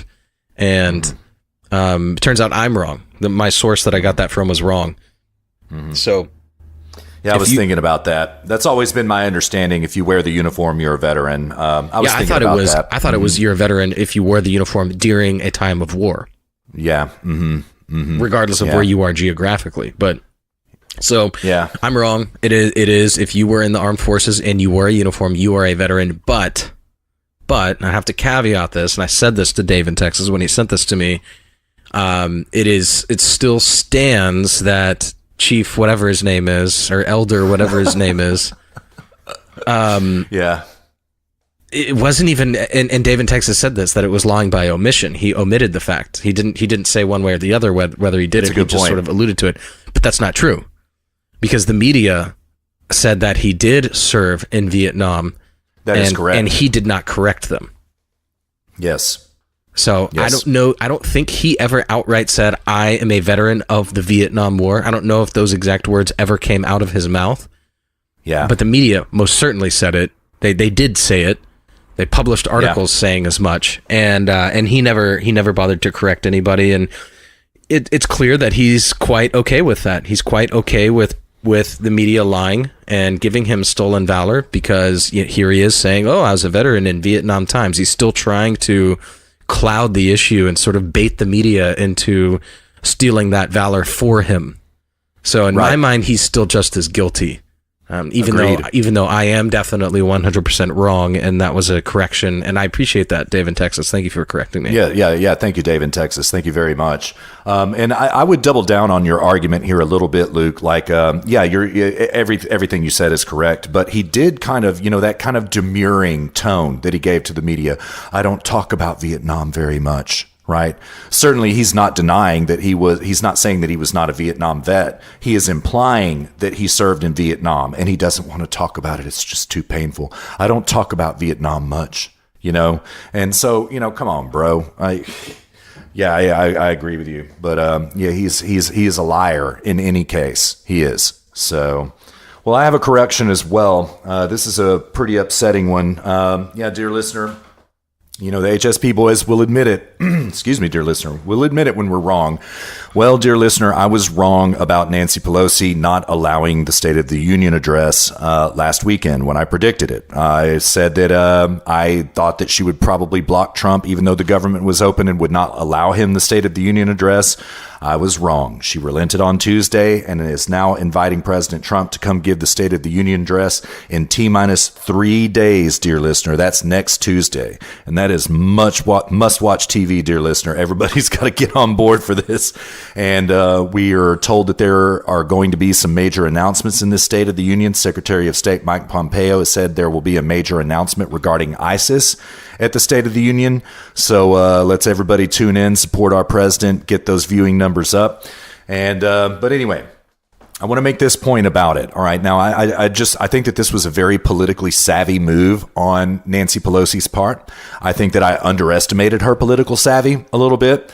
At that time, back in the yesteryears of last week, dear listener, that was an entirely different time in politics than this weekend is, right? Last week was just totally different than this week, but really what was going on back then in the discourse is that it was obfuscation about the wall, right? Keeping the government shut down. And because the government was shut down, there was not enough money for security for the State of the Union address. Okay. Well, now the politics have changed in this way. The government is open. The State of the Union has been allowed to happen, but there have been no negotiations about the wall whatsoever, as we reported in my bots in the beginning of the first segment. So all of these kind of arguments were tied up together. I got 2 of the 3 of those arguments right, that the Democrats would not negotiate about the wall. That was 100% correct, vindicated on that. And so I'm going to not harm our accuracy rating very much by this. I'll probably take away another 1/10 of a point for the mistake. And I also, dear listener, will probably get out of the business of making political predictions. This time is just too... Things are too unpredictable right now to predict. And so sorry about that, dear listener. But I was wrong. Won't happen. Well, and it probably will happen again, but we'll see what happens. I'll probably just not try to predict these types of things anymore. One other prediction that I want to formally retract in this respect, dear listener, I formally retract my prediction about Trump not shutting down the government again. I made the argument last week there's no way that Trump can shut down the argument again, or the government again, now that it's reopened. I am going to formally retract that because Trump is definitely talking about shutting down the government again if he does not get wall funding. I still think it was a mistake to open it up in the first place, but I retract my prediction about Trump not shutting down the government again. I just retract it. We'll see what happens. So... that's all I got on corrections, man. You got anything else? A brutal week on corrections, dude. Yeah, it was. It's not often that both of us have corrections. Yeah, it's true, man. Yeah. So what does that bring us to? Where are we at?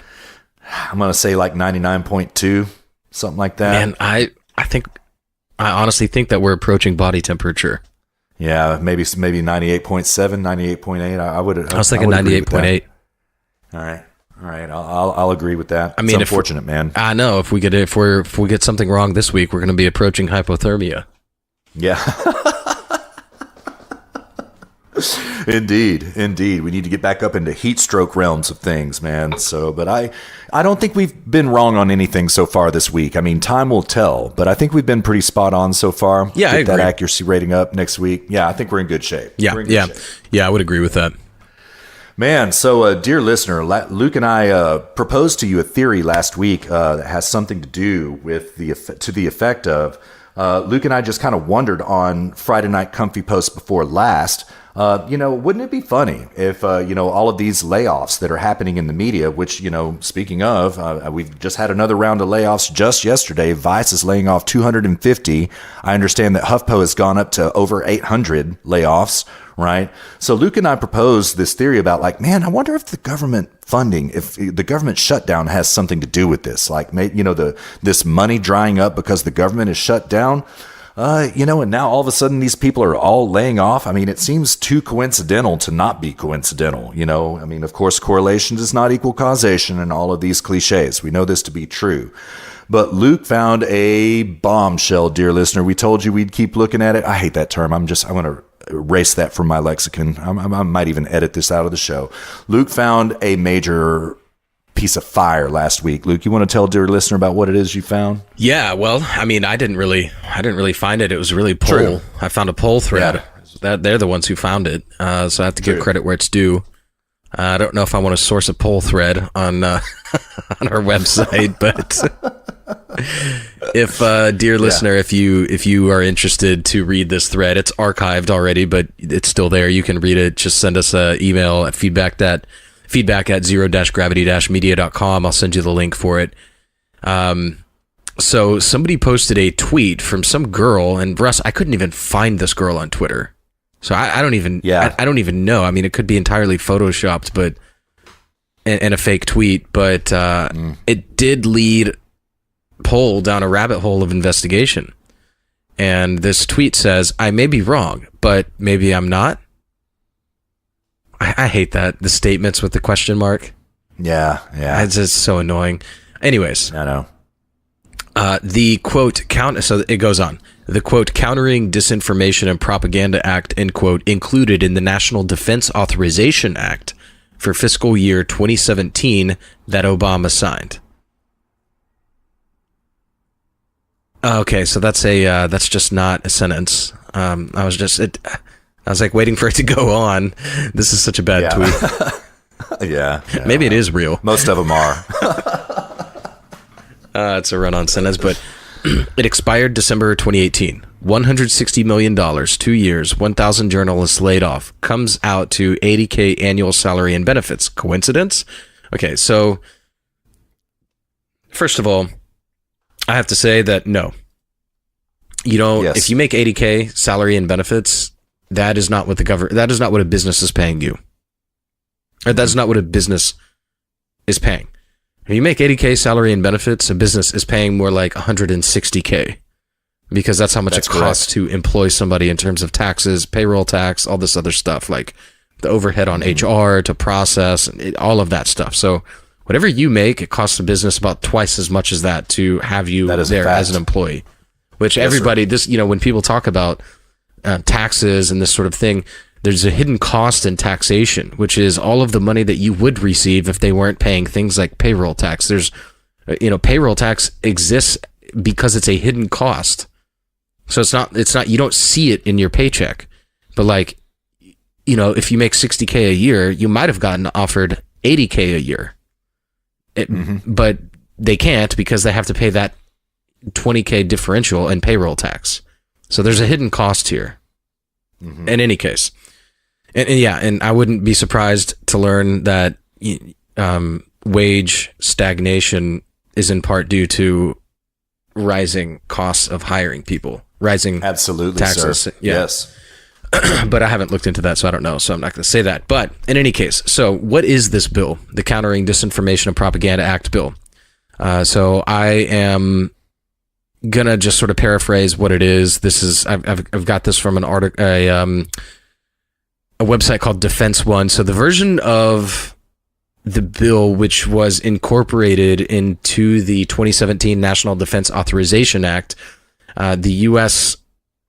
Congress would ask the United States Secretary of State to collaborate with the United States Secretary of Defense to create what is called the Global Engagement Center. And the purpose of this would be to fight against propaganda from foreign governments, which is just nonsense. That's a total ruse. And also to publicize the nature of ongoing foreign propaganda and disinformation operations against the U.S. and other countries. I don't know why we are passing bills to help other countries, but that's exactly. Yeah. And so I go on, quote, basically the interagency effort should, quote, counter foreign propaganda and disinformation directed against the United States national security interests and proactively advance fact-based narratives that support United States allies and interests. So this bill was signed into law on December 23rd of 2016 by Obama. Thanks, Obama. Thanks, man. Obama. Appreciate it. No, we really do, though, Russ. Yeah. In a way, yes. Yeah. I mean, now we do. Yeah. So this That's true. This is now I'm actually quoting from the bill itself. So this is from a section called Authorization and Appropriations. There is authorized to be appropriated to the Secretary of State for fiscal years 27 and 2018, $20 million to support the center and provide grants or contracts of financial support to civil society groups, journalists, non-governmental organizations, federally funded research and development centers, private companies, or academic institutions for the following purposes. A, to support local independent media who are best placed to refute foreign disinformation and manipulation in their own communities. B, to collect and store examples in print, online, and social media disinformation, misinformation, and propaganda directed at the United States and its allies and partners. Oof. So this is a $160 million bill in total, right? So this is just $20 million is earmarked explicitly for that, right? So that still leaves $140 million on the table, and who knows what that went to. But we know that at least $20 million was explicitly and in print earmarked to go to journalists. And all this other stuff, civil society groups, non-governmental, NGOs, federally funded research, R&D centers, private companies. That is HuffPo. Yes. That is HuffPo. Yes. That is BuzzFeed. When they say private companies, that's HuffPo, BuzzFeed. Yes, sir. All these companies. Yes, sir. Well, dear listener, guess when this expired? Yeah, about 2 weeks ago.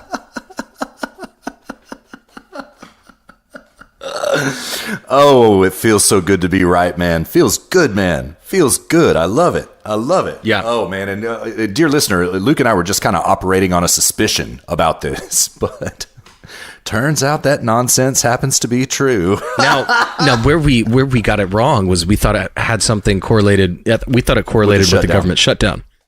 Right. No, it correlated with something that Obama did expiring. Yes. And I mean, dear listener, I think the obvious question here is what in the hell is this piece of legislation doing in, kind of being porked into the NDAA bill? What is that doing in the NDAA bill, which is a behemoth unto itself every single year, or every 2 years or so, I think it comes up for, it has to be redrafted in Congress and go through the legislative process. And the blob is always more than happy to get on the same page to, make the NDAA even more oppressive year after year after year. Explain to dear listener what the NDAA is. It's the National Defense Authorization Act. That's the 2017. Yes. Yeah. Anyways, sorry.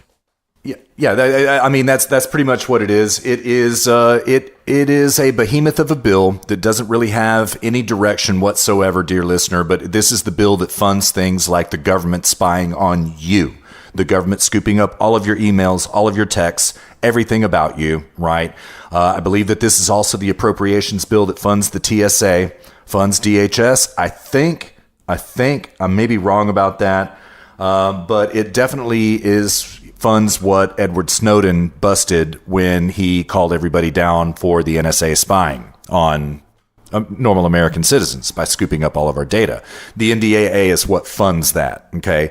The people, this tends to be a thing that the right and the left both agree about, is that they really don't want this type of security apparatus on their backs, right? Now, I would say the left is kind of moving away. They're probably kind of more statist now than they were back in 2016 when this bill was passed, right? Because they want to put the screws to conservatives. That's what it is. They want a strong surveillance state because they're tyrants. That's the bottom line. They want to lord over your lives and tell you what to do and how to spend your money and where to put your kids to school and all this kind of stuff. So I would say now, I haven't taken the temperature of it, but they probably are more in favor of the NDAA than they used to be. You know what I mean? Just a guess, though. Just a guess. So that's it. That's it in a nutshell. It's a horrible bill. Parts of it are needed, of course, for national security. Absolutely right.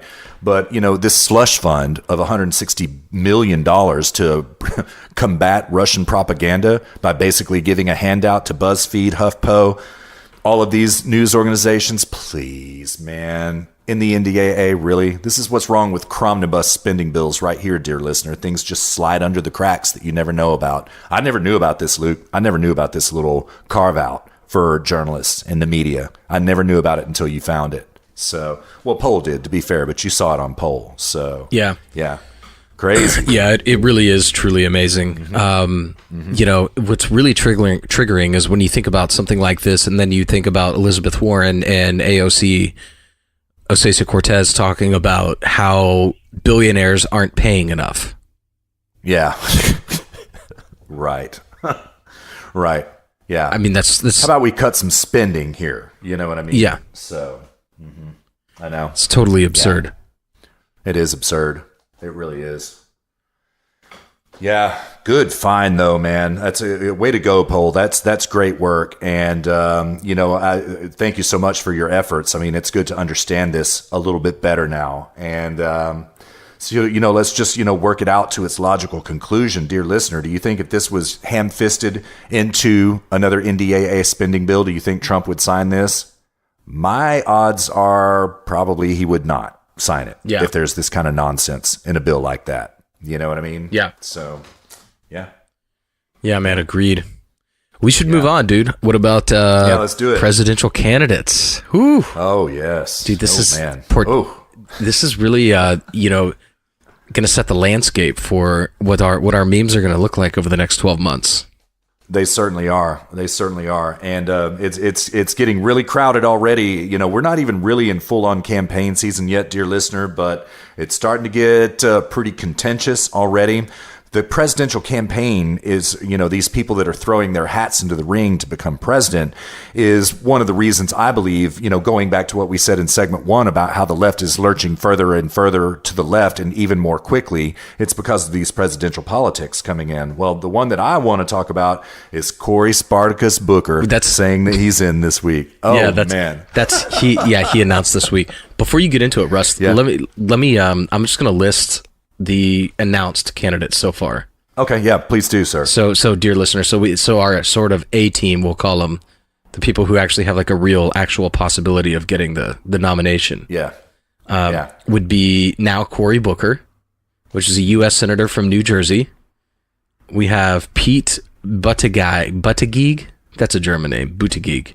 How you'd pronounce it in German. Mayor of South Bend, Indiana, which is where, if I'm not mistaken, Notre Dame is. That's correct. Julian Castro from Julian. Oh, excuse me. I'm sorry, dear listener.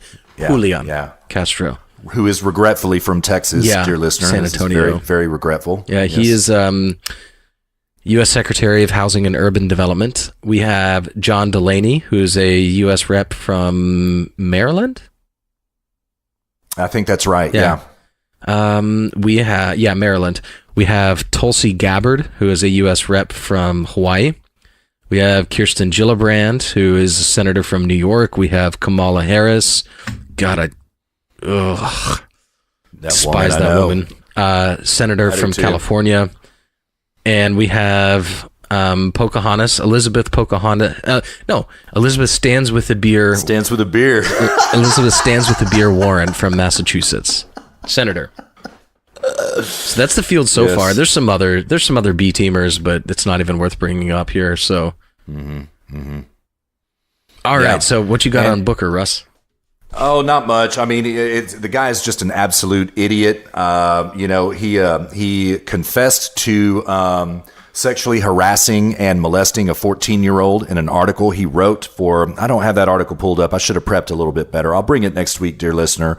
But he used to work for some magazine, and he wrote an article about seducing a 14-year-old. He is an absolute stooge of the greatest sense. He really lost a lot of political capital in the Kavanaugh debacle. That was kind of his and Kamala's insistence that they call Kavanaugh a rapist and not let it go. They were kind of the ringleaders of that whole deal.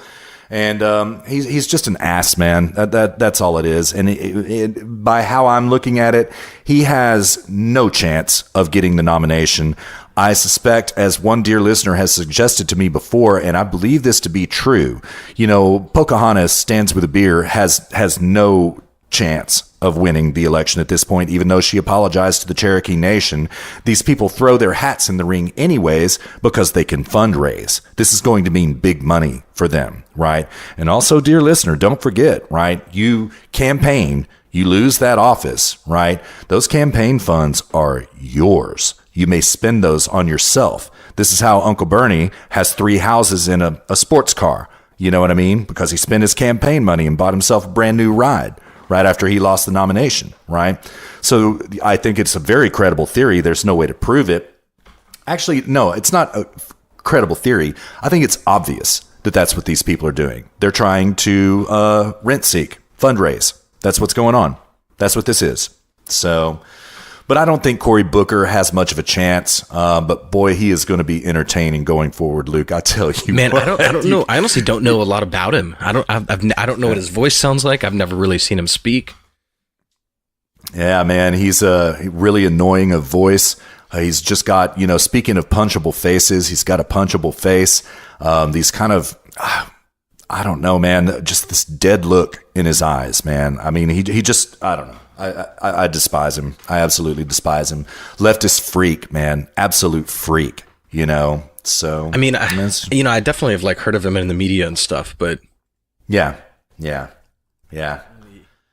me look him up real quick. You'll recognize him when you see him. Oh, no. Yeah, I know what he looks like for sure. Oh, okay. Yeah. All right. Yeah. So, I don't know. It's getting interesting out there already, dear listener, but there was one major development that happened this week that Luke and I did not expect. And Luke, do you want to bust what it is, or are you still doing this research on Booker right now? Well, no, I don't know what the development is you're referring to. Oh, it's Schultz. Oh, yeah. Throwing his hat into the ring. Yeah, man. Yeah. I can tell us about it. Yeah, I can give the rundown on Schultz. So yeah, if you haven't heard, dear listener, Howard Schultz, who is the he's the founder of Starbucks and former CEO of Starbucks, kind of, got scrappy and built Starbucks into what it is today. And he's a billionaire, and he's announced that he's running. Now, here's the catch, dear listener. He's not running with the Democratic Party, in spite of the fact that he has a mostly Democrat. I would call him just left of center. And but he's running as independent. This is really, really bad for the left. This is the worst thing that could happen for them, especially at a time when they are running particularly leftist candidates like the Dem Sox, like Elizabeth Warren. All of their front runners are pretty radical. And when they throw when an independent gets thrown into the mix, that is damning to them, especially when they are running radicals. Yes. If they were running somebody that was a little bit more milquetoast, a little bit more palatable, then it might not be as big of a deal. But when they have all their front runners being just as left as they are, all of these liberals who are not that far left are just going to go to Howard Schultz. Right.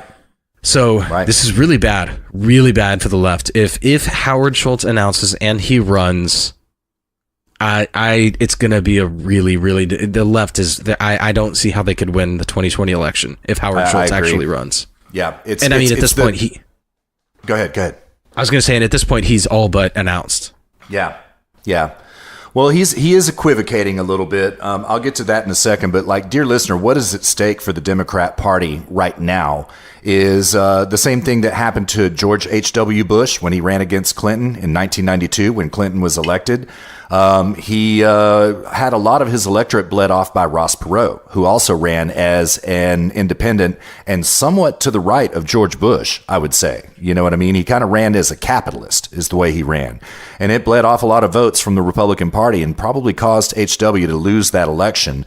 That's what the left is running around with their hair on fire about this week, because they see remember, the dear listener, that HW and I can't remember the other president, but there has only been 2 presidents who have not won re-election since George Washington. Oh, that's right. Oh, yeah. Who is it?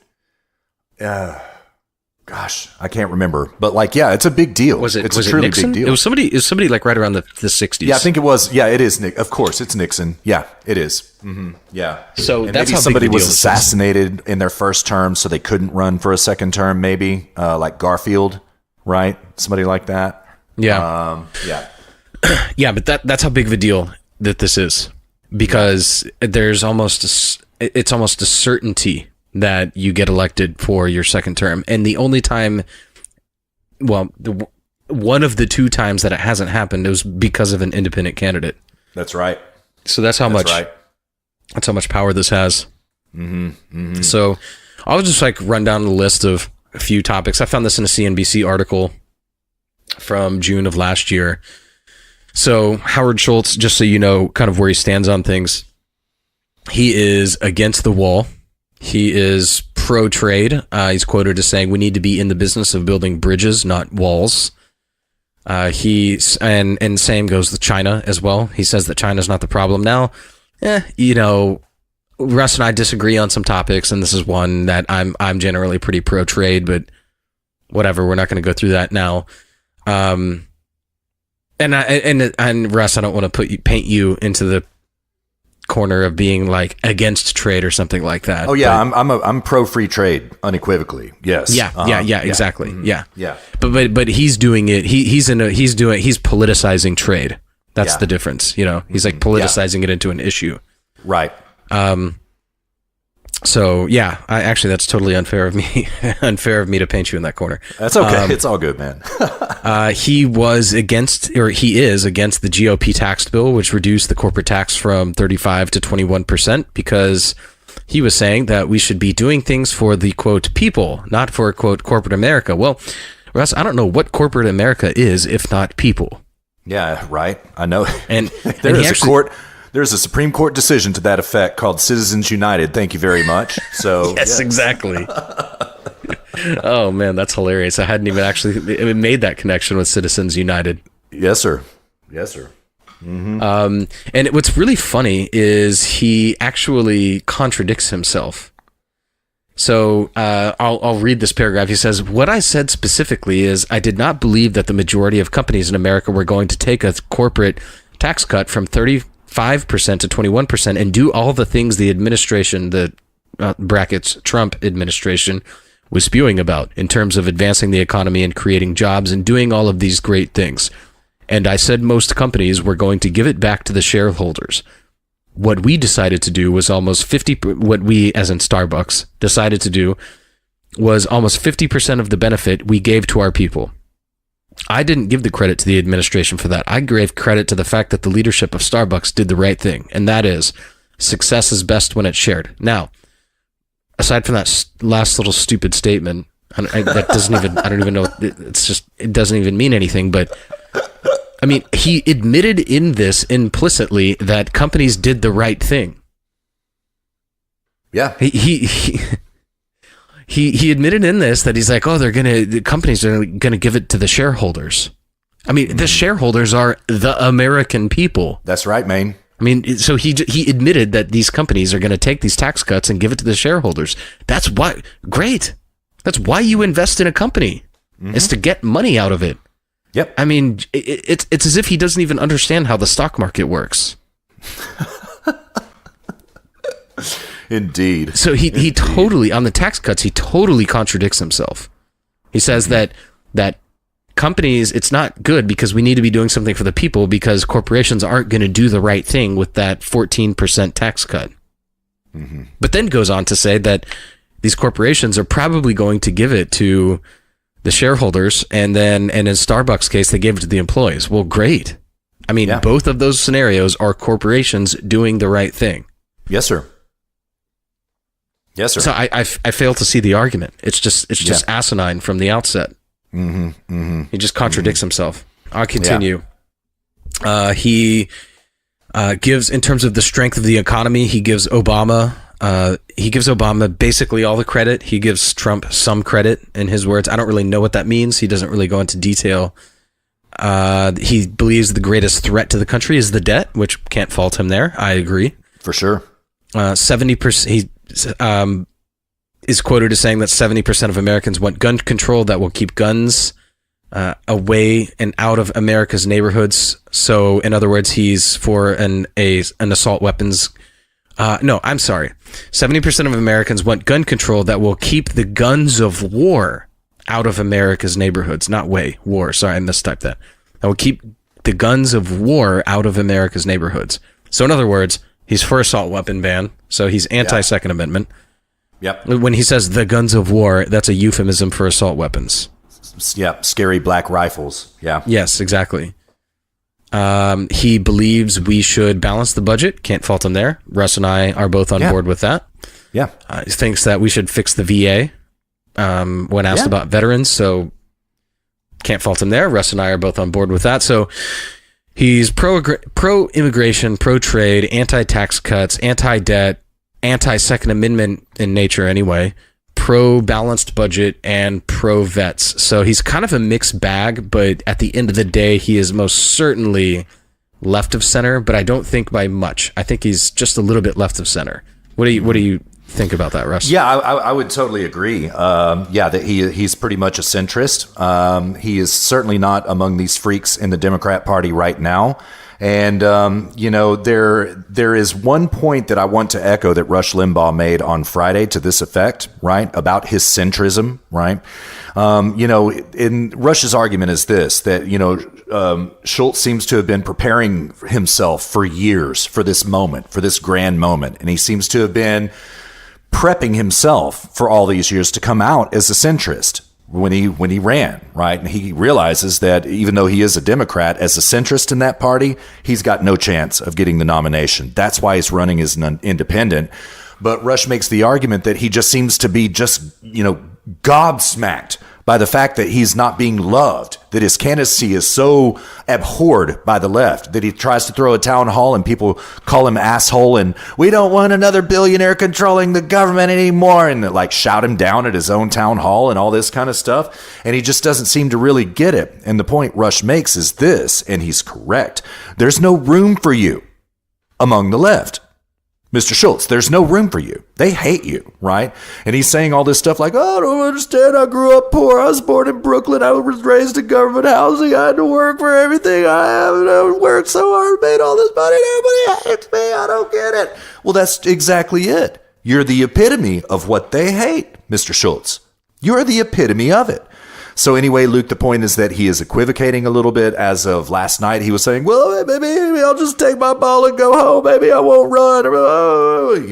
Looking for some encouragement from somebody to encourage him to run, I would guess, trying to bait some encouragement out of people. So he does not seem as determined now to stay in the race as he did when he first declared. Yeah, I mean, this is the thing, though, is that when these sorts of things happen, they always have this sudden realization that, and when I say they, I mean just people in general. It's like the left, they're a party of contempt. They hate you.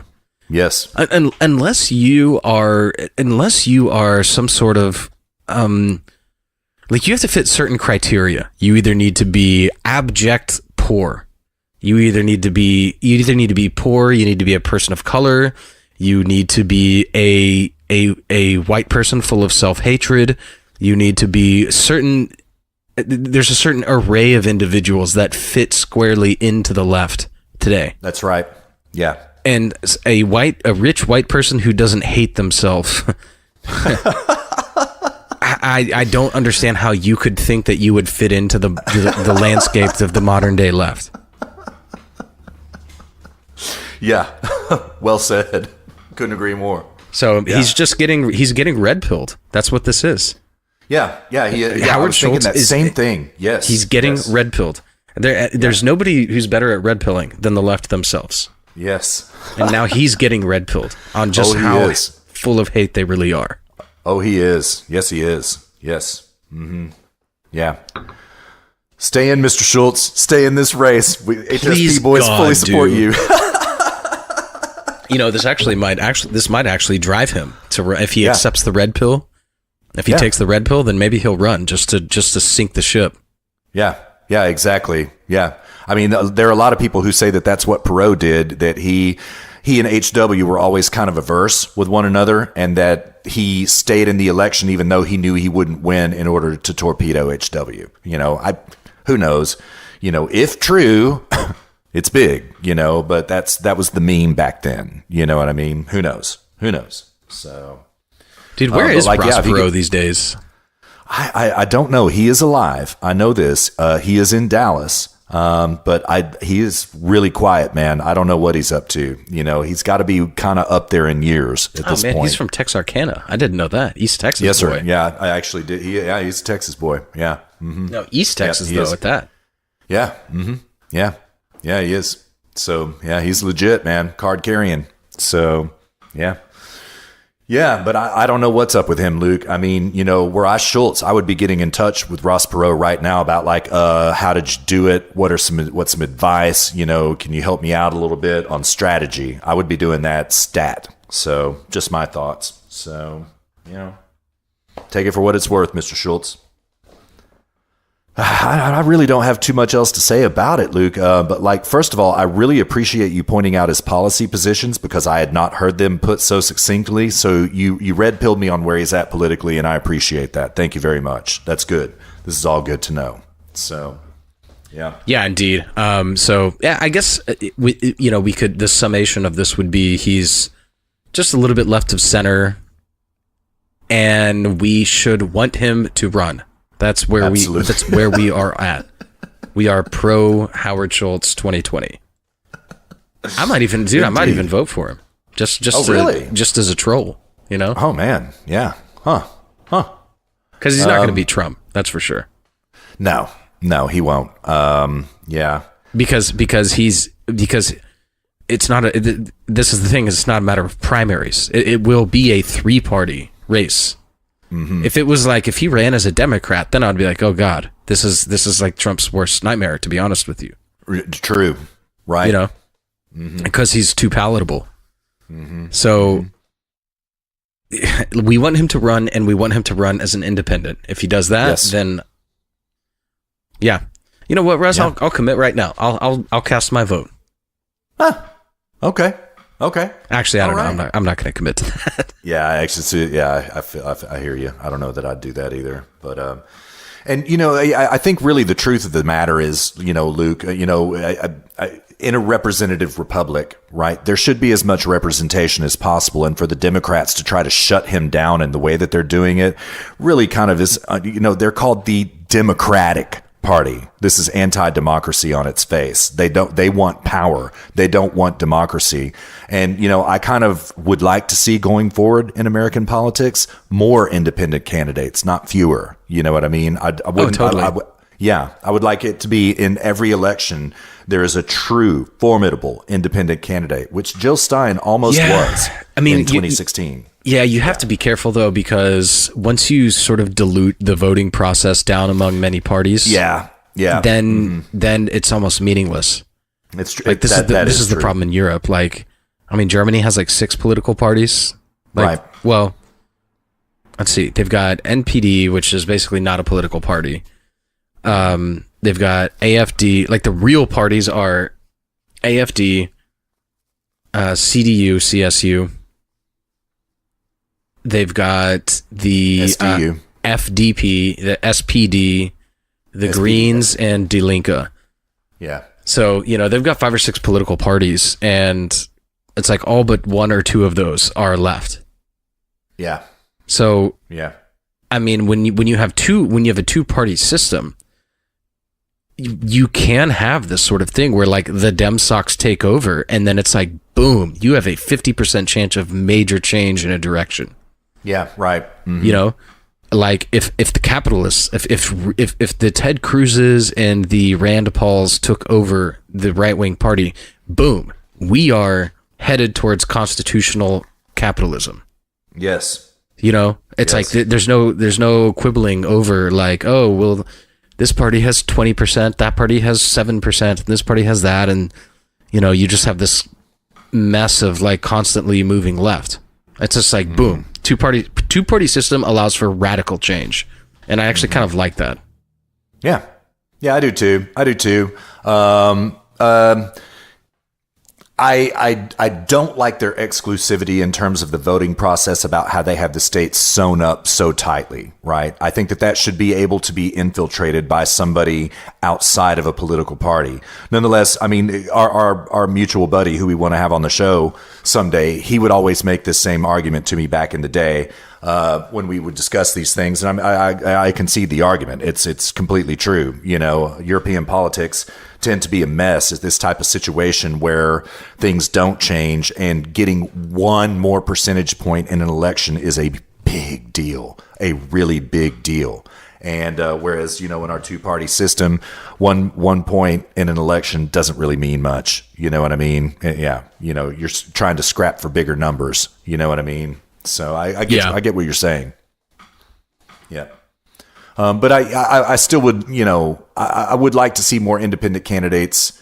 Not more, but like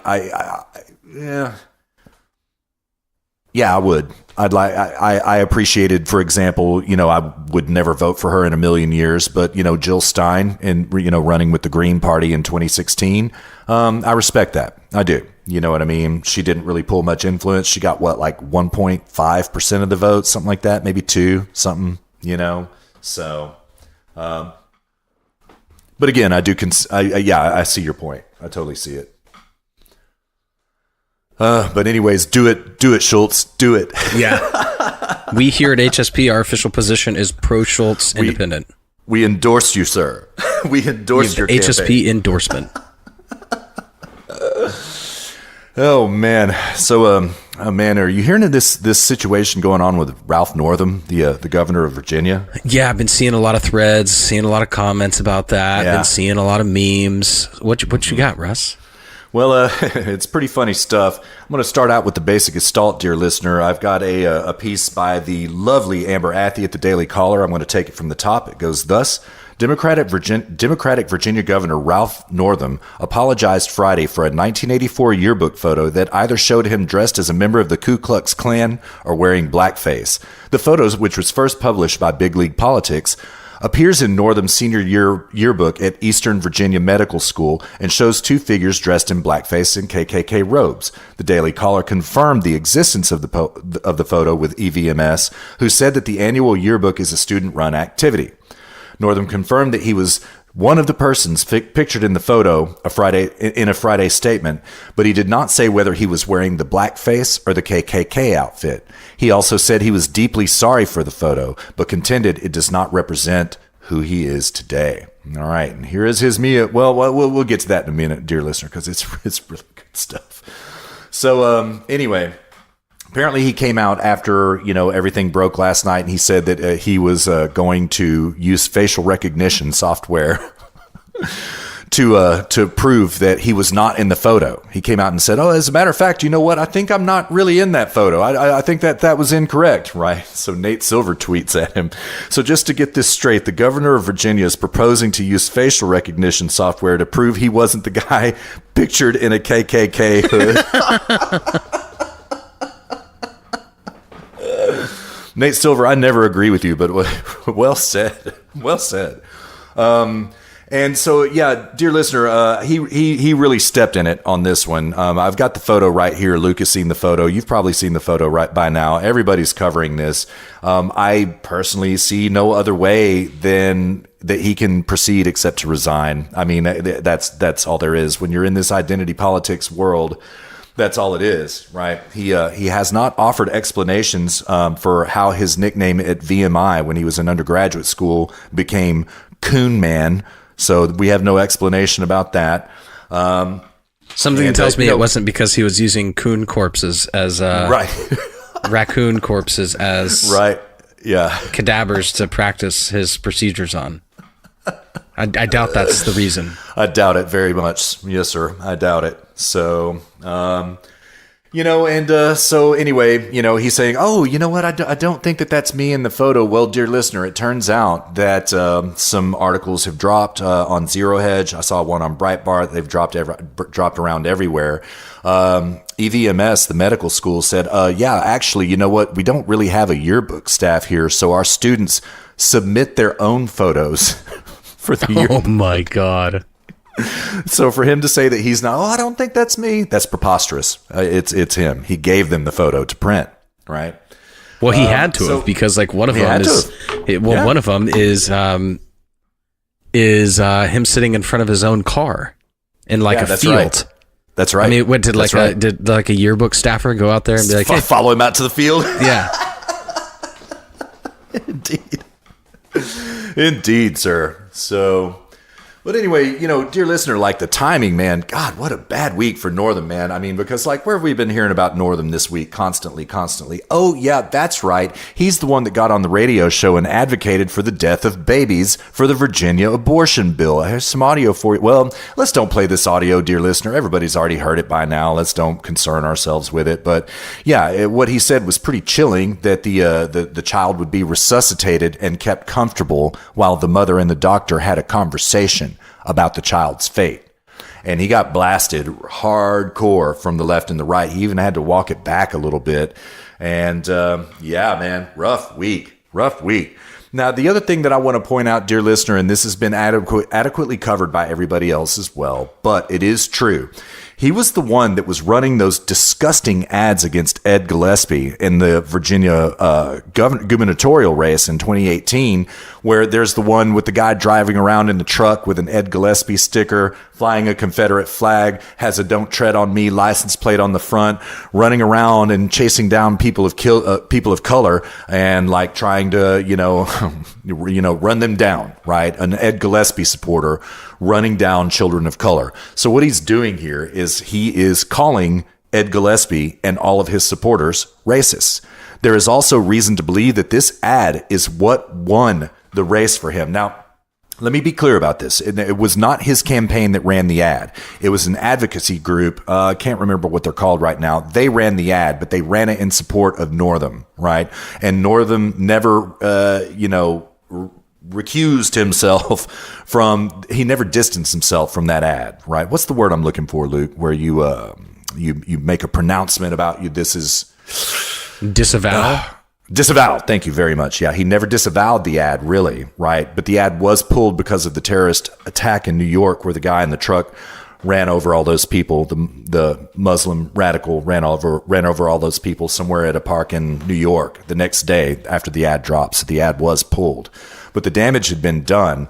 There is a lot of evidence to suggest that ad won him the election because he was out of money, campaign money. Long before the ballots were going to be cast, Ed Gillespie had more than 2 to 3 times the amount of campaign money that Northam had. So it looks like this ad probably pushed him over the line in this race. Now, what is interesting here, dear listener, is that, oh man, the point is this: Northam is more than happy to use identity politics against his opponent, right? And boy, his fellow travelers on the left are more than happy to use identity politics against him. And this is where identity politics gets you. Dear listener, watch the left eat itself. You think that this doesn't apply to you, white man? You think that you can be forgiven for something you did in 1984? You think that you can, work hard to earn back the people of Virginia's trust? You think that's going to happen, bro? No. You created and fed this monster yourself, Mr. Northam. Now lie in it. This is your bed. Lie in it. Enjoy it. Yep. Yeah. What do you think about it, man? I mean, I don't think much else. Anything that you haven't already said. Cool. Pretty much just totally agree. Start to finish. Yeah, man. Yeah. Scumbag, man. He really is. And, yeah. Welcome to your identity politics. So there we go. Well, let's ride to break, man. What do you say? I could use a break real quick. Do it. All right, dear listener. Thank you so much for jumping in the saddle with us. We hope you enjoyed segment 2 as much as we did. We're having such a good time on our silver episode here. Give us about 10 minutes of our time, 10 seconds of yours. We'll be back at you before you know it.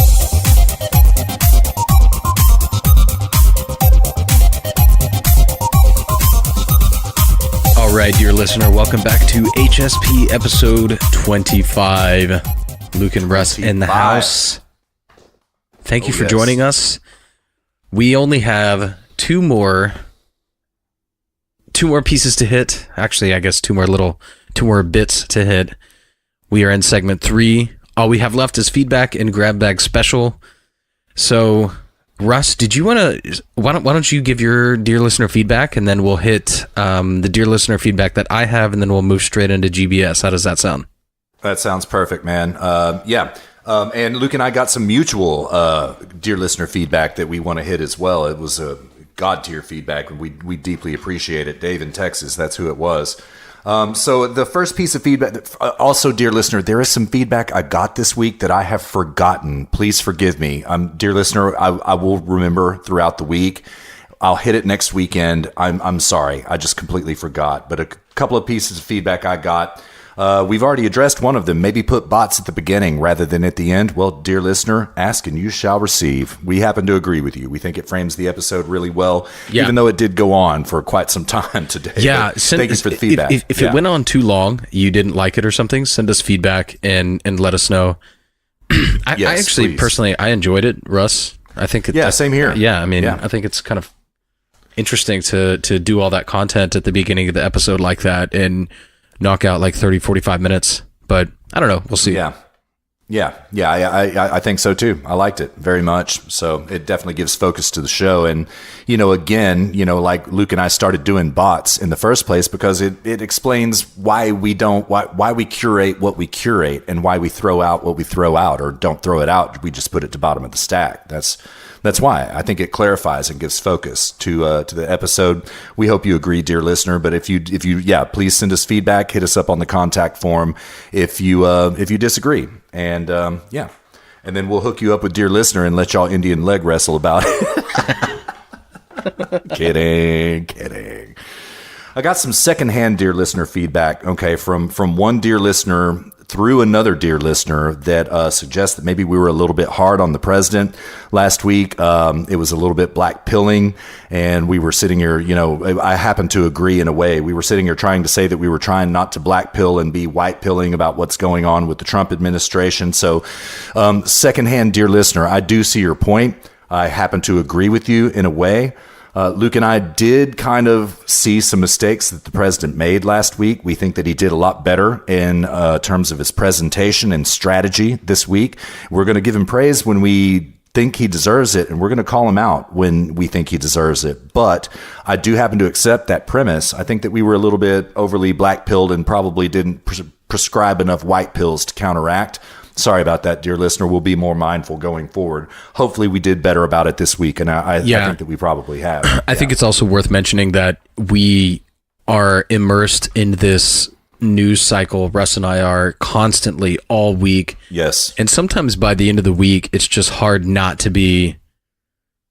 Sometimes it's a little hard to be in a good mood about something. Yeah. When you've been reading about it and immersed in it for like 5 or 6 straight days. So... Yes, sir. Whatever amount of exposure you've had, take that and multiply it like times 10. And that's probably the amount of exposure Russ and I have had to it. And that's correct. I'm not asking like, this isn't woe is us, woe is me. But just, sometimes like it's like our emotional reaction to things are sort of like whatever yours are with the volume turned up, if that makes sense. Right. Yeah. Very well said. Yeah. Very well said. So, so dear listener, we'll keep it in mind going forward, and we'll do better about it. So thank you for the feedback. Now, another piece of feedback I got. I had a rather new dear listener ask about metrics, and this dear listener, I had to explain to this person. Luke and I have a policy here, dear listener. We don't really talk about our metrics with anybody except ourselves. We will drop hints here and there about how things are going, and like, dear listener, business is booming this month. I mean, our metrics are off the chain this month so far. We could not be more happy, and thank you so much. That is all about you. So thank you.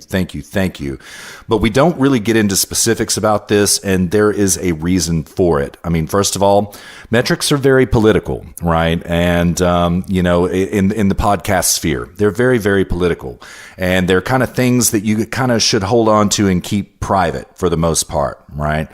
They also, at a certain point in time, begin to influence things like business relationships you have with advertisers and with platforms, right? And we don't want to compromise that information because we don't want to compromise the relationships that we do have with our hosts, with potential advertisers going forward. And so that's it. That's really what it is. Excuse me, dear listener. I appreciate the question. I hope that you understand that we just don't really discuss it. It's kind of an agreement that Luke and I've had since the very beginning. beginning. This is our information, and we kind of keep these cards close to our chest. Yeah. You know, what specifically were they asking about? Specific listens. How many listens? And there's to which I replied, and it's the truth. Dear listener, it's also kind of getting hard for us to count listens because we're on so many different platforms now. It gets kind of hard to, log into every single account, count up the listens, throw out the bad listens, and then put them into a chart about like, okay, yes, these are X amount of real listens on this platform. Okay, these are X amount of real listens on this platform. It takes a lot of time to go through this stuff. And so that's another reason as well. You know what I mean? A lot of times we just don't know. I think I could try to sufficiently answer this dear listener's question. Oh, by all means. We don't need to give out a concrete number, but what we in order to communicate, I think the core, the spirit of the question is, how successful are you? Or like, what's the extent of your success? And we don't really need to give out a number to communicate that. So, dear listener, second-handed dear listener,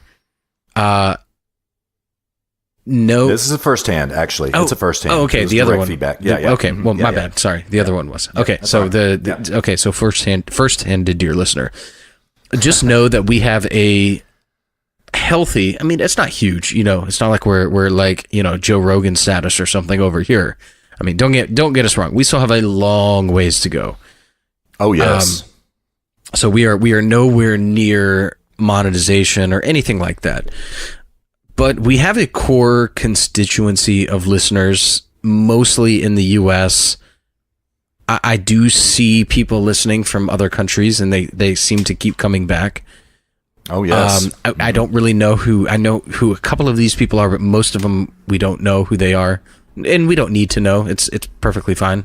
But we do have a core group of listeners that listen week over week. As soon as we post something, they all listen, and that is the really important thing. I mean, if we had 5,000 listeners a week, but there were 5,000 new listeners every week, and we were paying lots of money for advertising to generate those 5,000 listens, that would be a really bad scenario.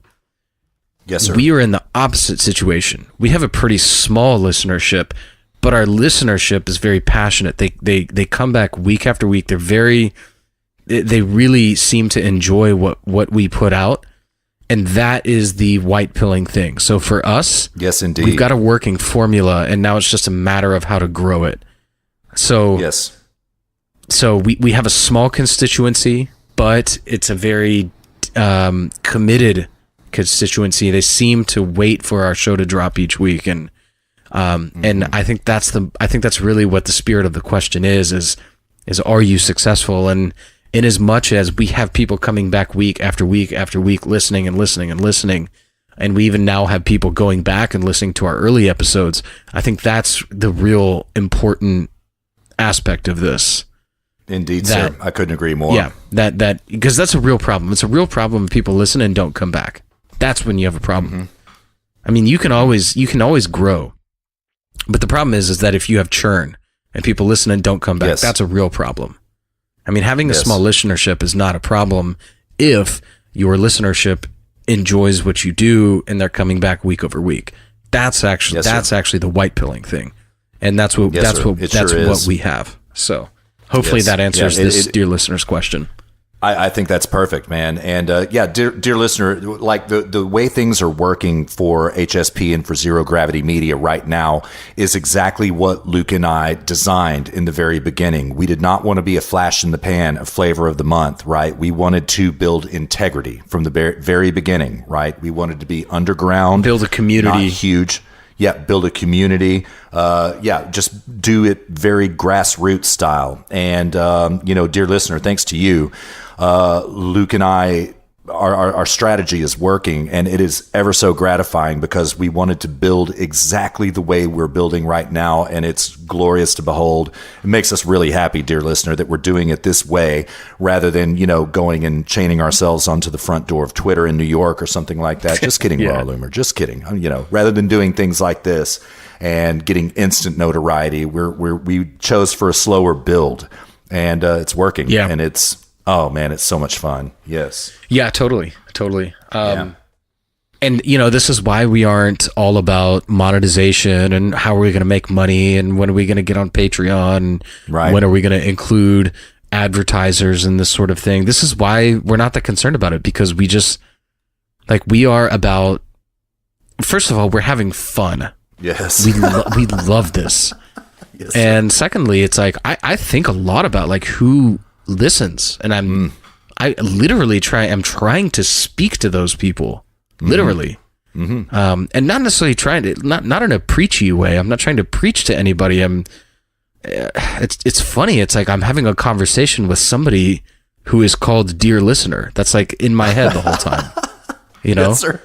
and that's what it is. And I love it. This is why we're not, super hyper focused on, Russ and I would love to do this full time at some point and make money from this, but that will come in due course. What we are really focused on is having fun, giving Dear Listener really good content that they enjoy listening to, and it's entertaining and informative.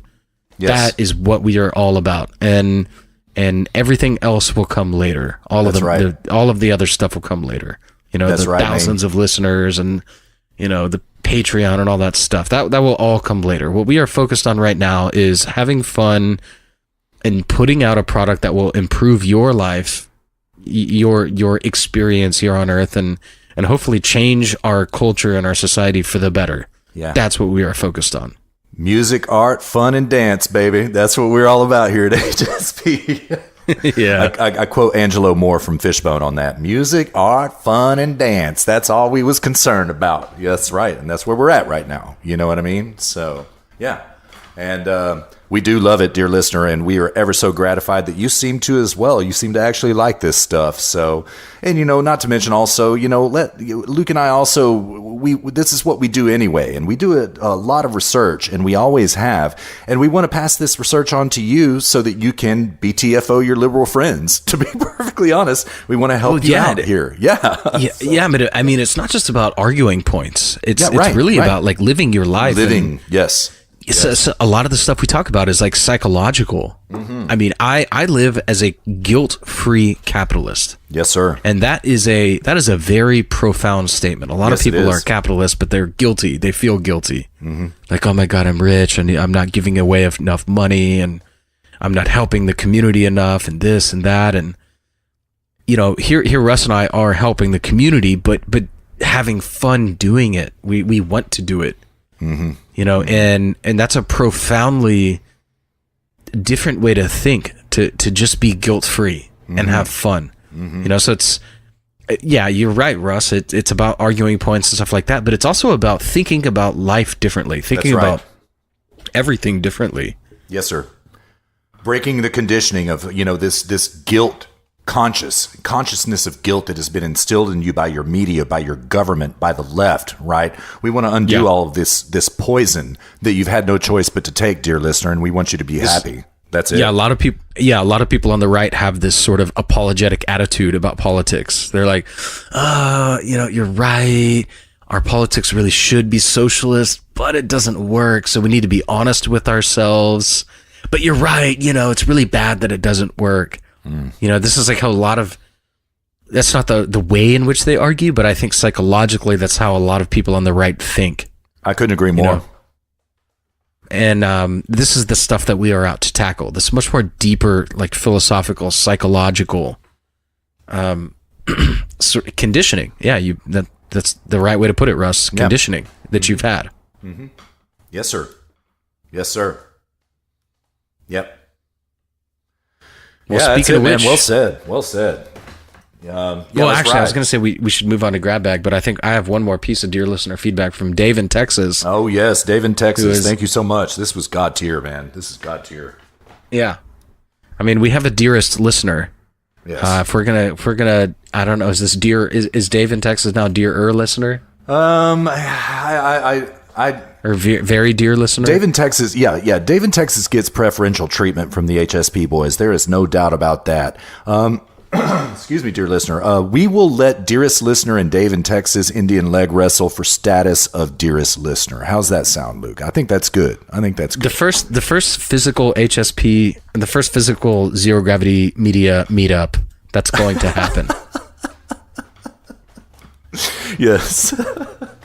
Kidding. We've said it 2 weeks running now. We're just joking. But still, there is these are people that have been with us from the very beginning, dear listener. That's what's going on, right? I mean, if you're listening to our dulcet tones in these hallowed halls right now, more than likely you were not there in the very, very, very beginning. But Dave in Texas most certainly was, and so was dearest listener, and shaping us and guiding us and advising us. And yeah, they get top of the stack. I mean, we love all our dear listeners equally. Don't get me wrong. There are just some people that are OGs, and that's just the fact of the matter. And Dave in Texas happens to be one of them.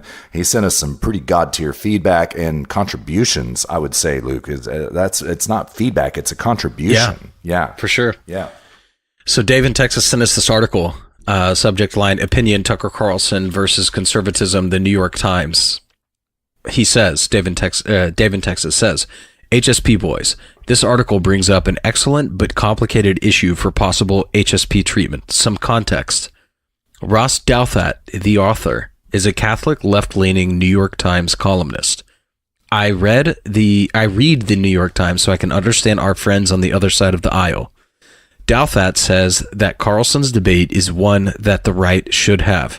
Capitalism is mentioned, as well as policies that encourage family stability. Most interesting. I agree, 100%. It's true. So what do you think about this, Russ? What are your thoughts? Well, it's I actually like Ross Douthat. I really do. I find him to be an honest liberal, not a shit lib, for lack of a better word. I thought it was a very well thought out piece, if a little bit long. But I think he's right. At first when I read the headline, excuse me, dear listener, when I read the headline, I thought what he was trying to do is cast a scenario of Tucker Carlson is going against the right. Well, that's not really what the article was. You know what I mean? Tucker Carlson, I think, is really trying to shape right-wing thought in terms of public policy benefiting ordinary people, right? Old school America that's based on families and working class blue collar people, right?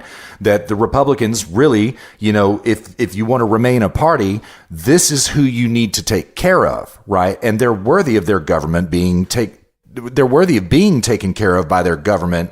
Now, there are some, don't get me wrong, dear listener, don't misquote me into saying that I'm arguing for a big government here, because I'm not, right?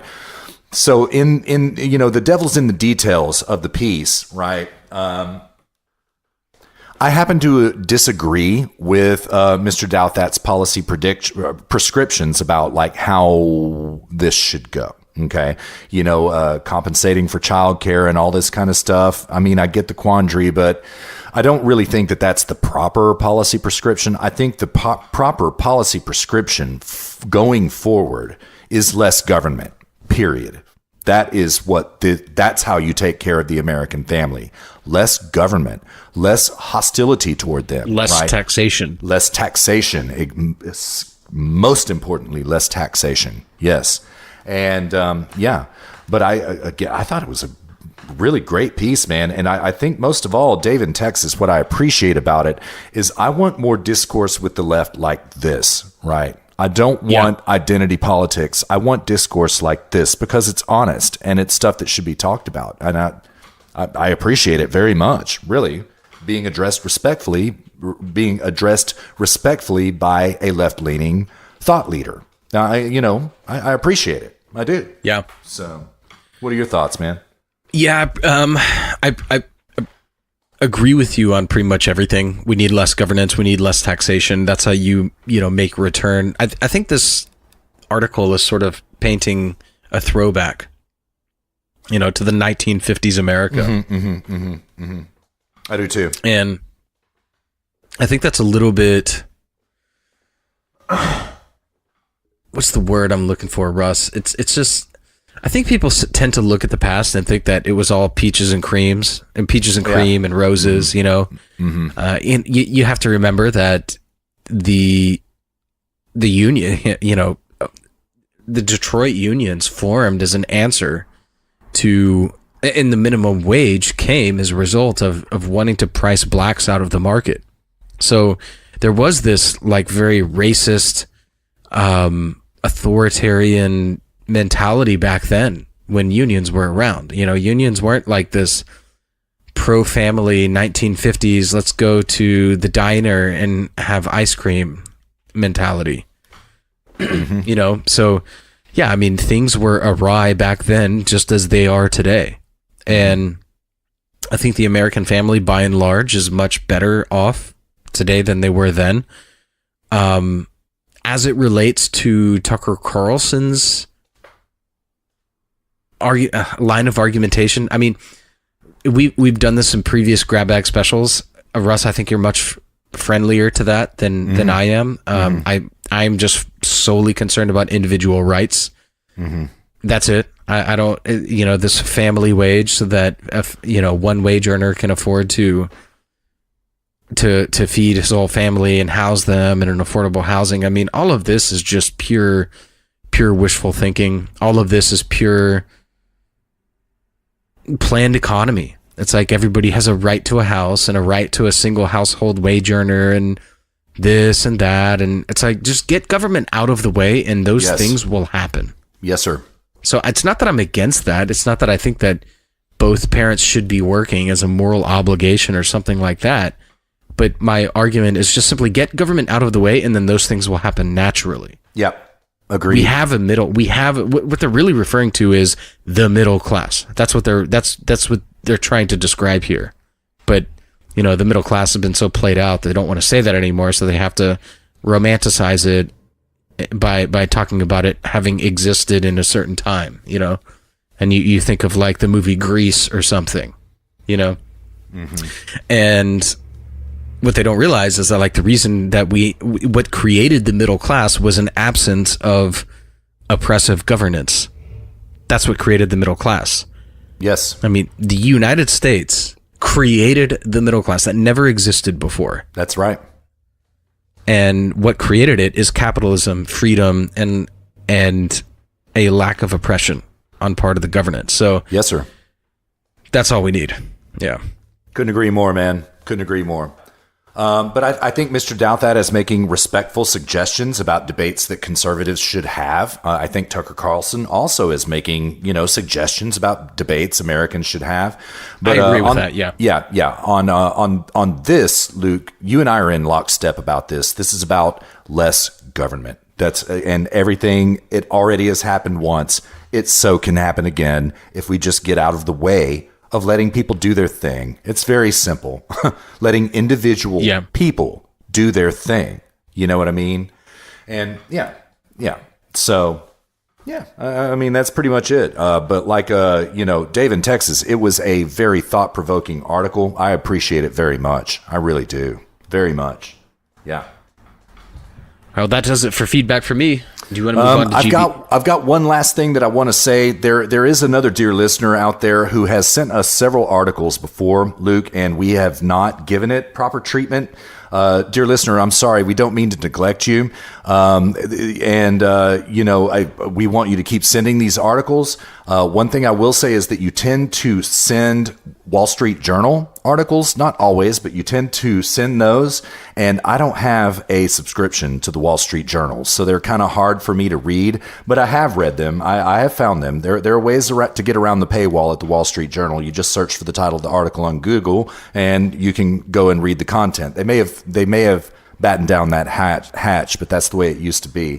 But dear listener, we don't mean to be neglectful. Keep the articles coming. We love it very much. We apologize for not covering it earlier.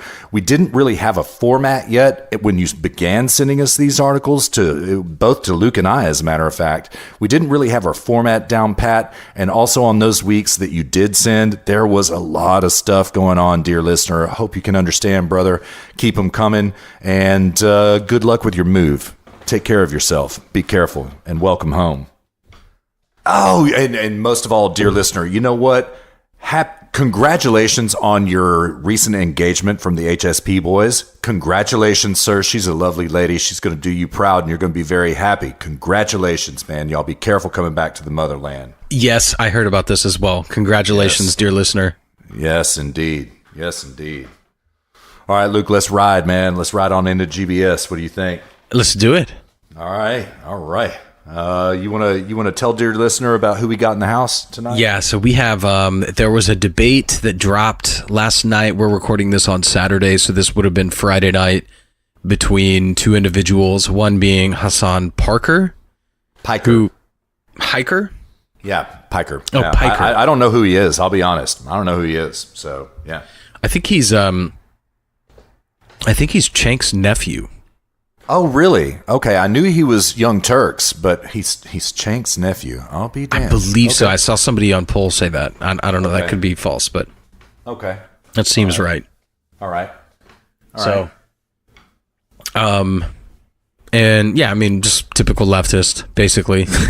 Although he's pretty radically left, so we'll see in the debate. And then Jesse Lee Peterson, who is an American conservative pundit. He's a minister. He's an author. He's a media personality. He hosts a show called The Jesse Lee Peterson Show. It's a national radio show. It airs on Newsmax. He also has a web series on YouTube called The Fallen State TV, which is where this particular debate is hosted. He's also the president and founder of the Brotherhood Organization of a New Destiny, which is a religious nonprofit dedicated to family values. He is an evangelical. Man, maybe he was one of our original evangelical listeners, Russ.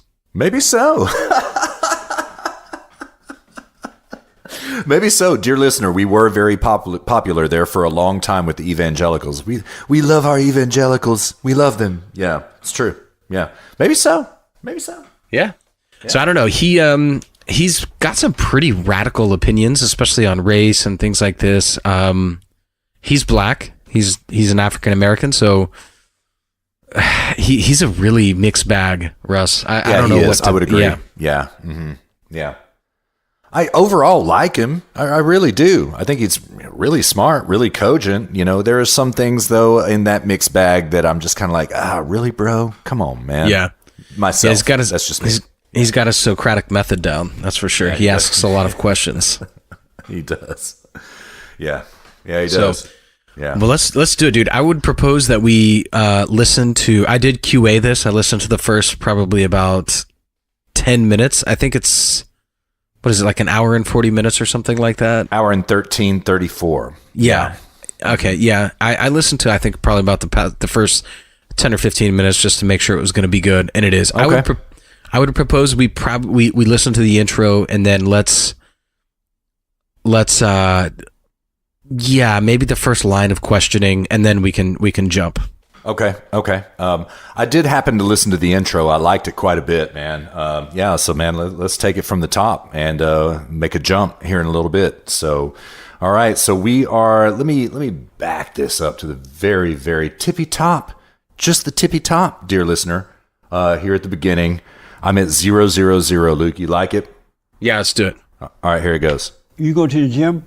Yeah, I do. We go to the same gym that you got kicked out of. I don't go to that gym anymore anyway. Maybe go like 1 minute in. All right. No, I boycott Equinox because they kicked you out. And why are you called Woke Bay? I think it's a heavily commoditized marketing term. It has nothing to do with like anyone's personality or whatever. It's just like a era where everyone is woke or not woke. I don't necessarily agree with the concept or with the being called that. But BuzzFeed called you that. That's a big deal, right? I mean, BuzzFeed calls a lot of people a lot of things, right? And so you don't believe them? I mean, I guess maybe I just don't jump to know 3 what minutes, what the concept of wokeness entails. I don't think it's a realistic 308. expectation. That the poor people My favorite caliber. It's not a fault of any individual in particular. It's a fault of the system. Why is not a fault of individuals?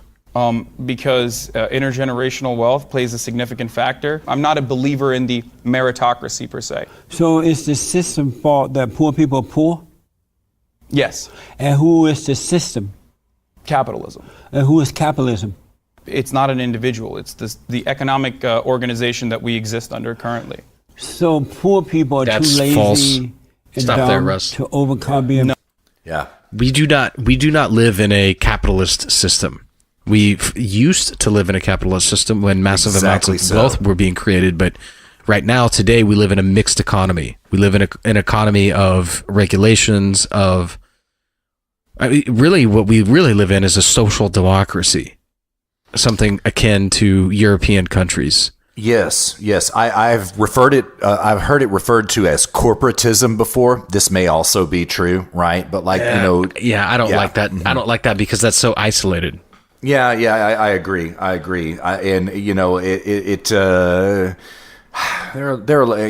Dear listener, we already referred to Citizens United earlier, where corporations were allowed the privilege of personhood, right? Including all of the Bill of Rights protections, right? All of this kind of stuff.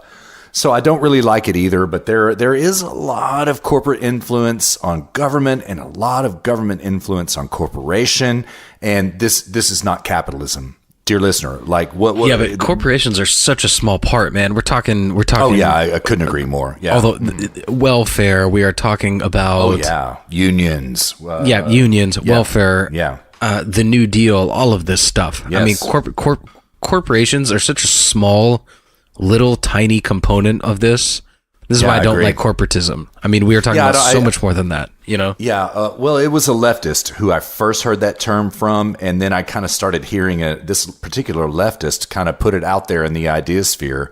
A leftist that is close to me, I'll be honest, put it out there in the idea sphere, and it kind of spread where I was all of a sudden, reading it on, Zero Hedge or Naked Capitalism or, blogs like this. And, but I heard it from my leftist friend first, and I don't like it either because it is overly simplistic, to be perfectly fair. It truly is. So, yeah. Well, yeah, I mean, it implies that corporations control our society. And yes, it does. That is total nonsense.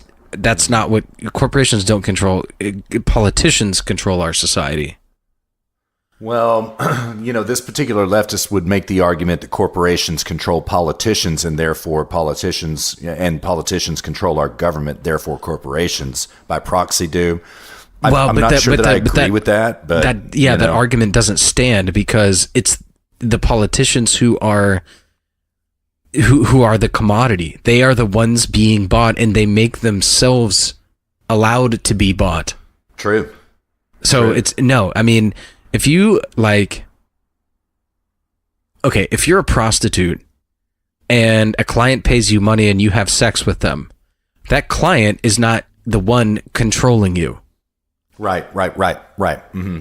Mm-hmm. They're just doing business with you, but you're the one entering into the business. Politics was never supposed to be a business. So no, corporations do not control politicians. Politicians say, hey, how much money do you want to give me? Right. They are still the ones in control of the situation. Right. Yeah. Completely agreed. I read recently, like maybe about 2 months ago, 3 months ago, something like that, Sundance at the Conservative Treehouse broke it down thus. Okay. All right. The lobbyists write the law. The politicians sell the law. Right. And I think that is a salient observation. Like if we're going to be calling somebody out, like to my leftist friend, and rather than corporations, I would talk more about lobbyists. And yes, they come from lobbying firms that probably are incorporated, but they're not that type of corporation like Apple, which my leftist friend means to impugn. You know what I mean? Anyway. So.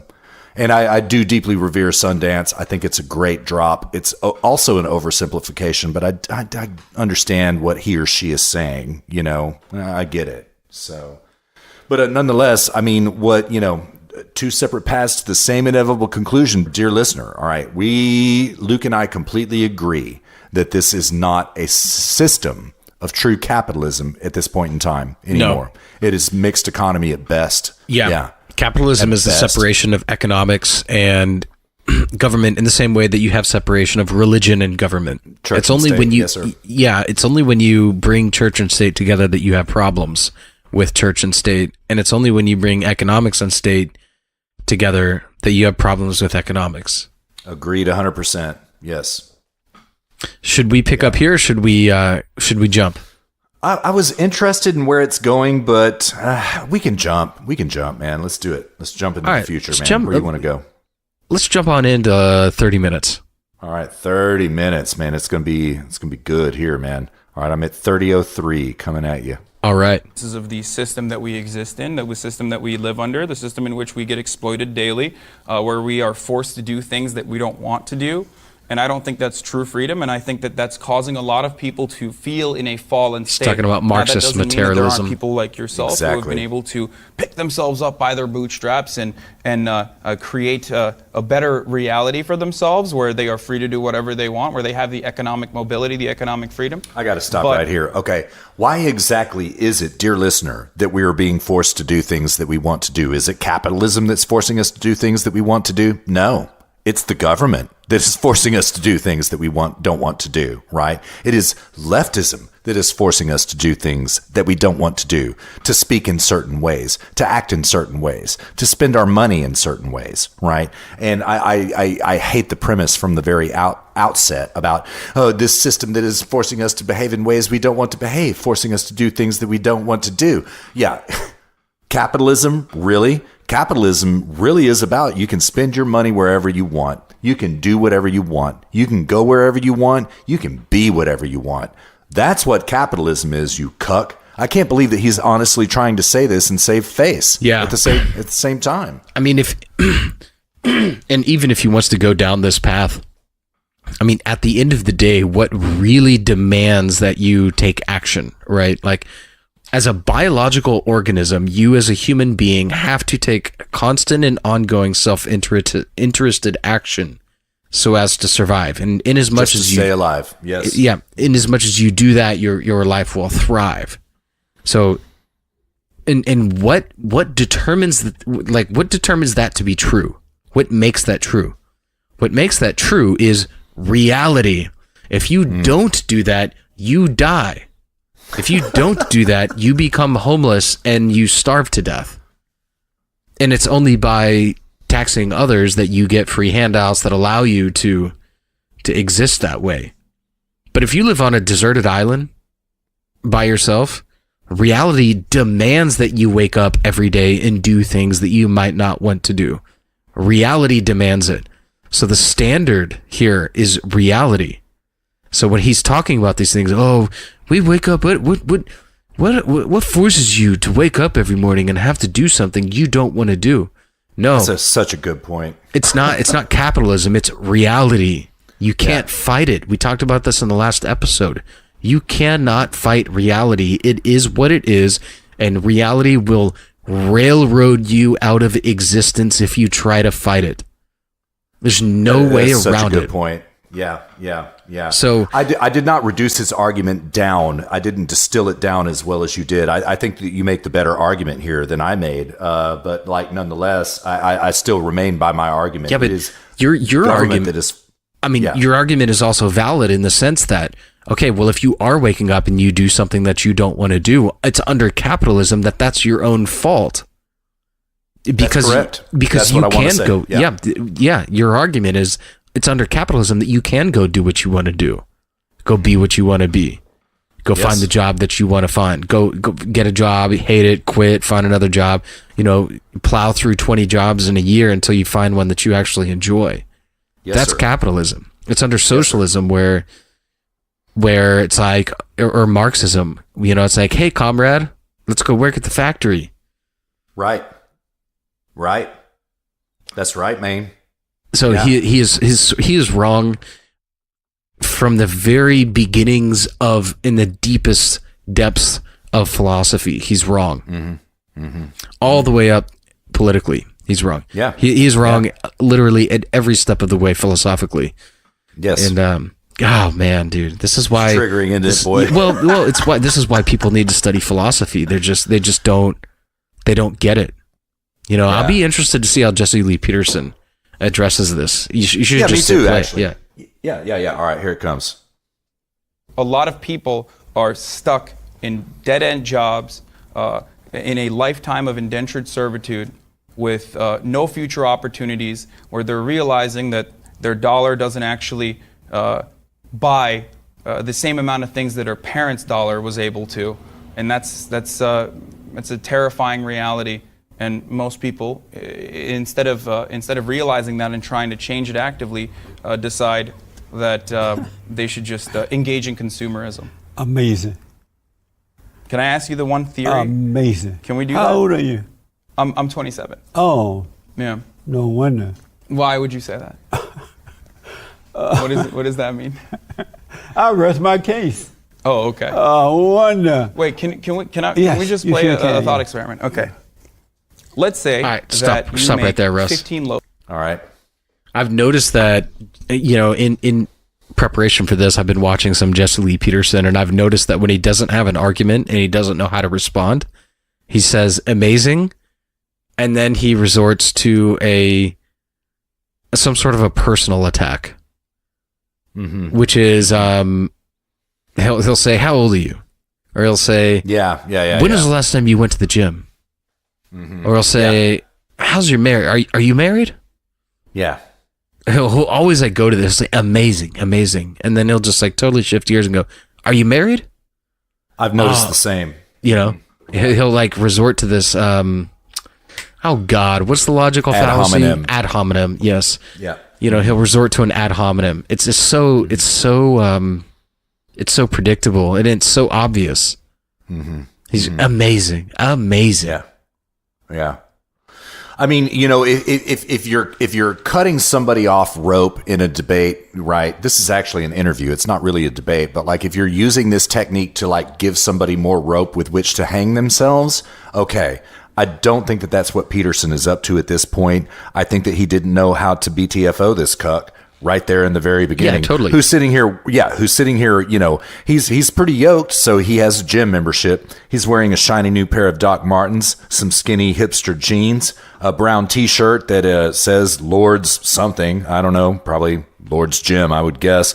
A silver necklace around his neck, a silver ring on his finger, a bracelet around his left wrist, and he hates capitalism, dear listener.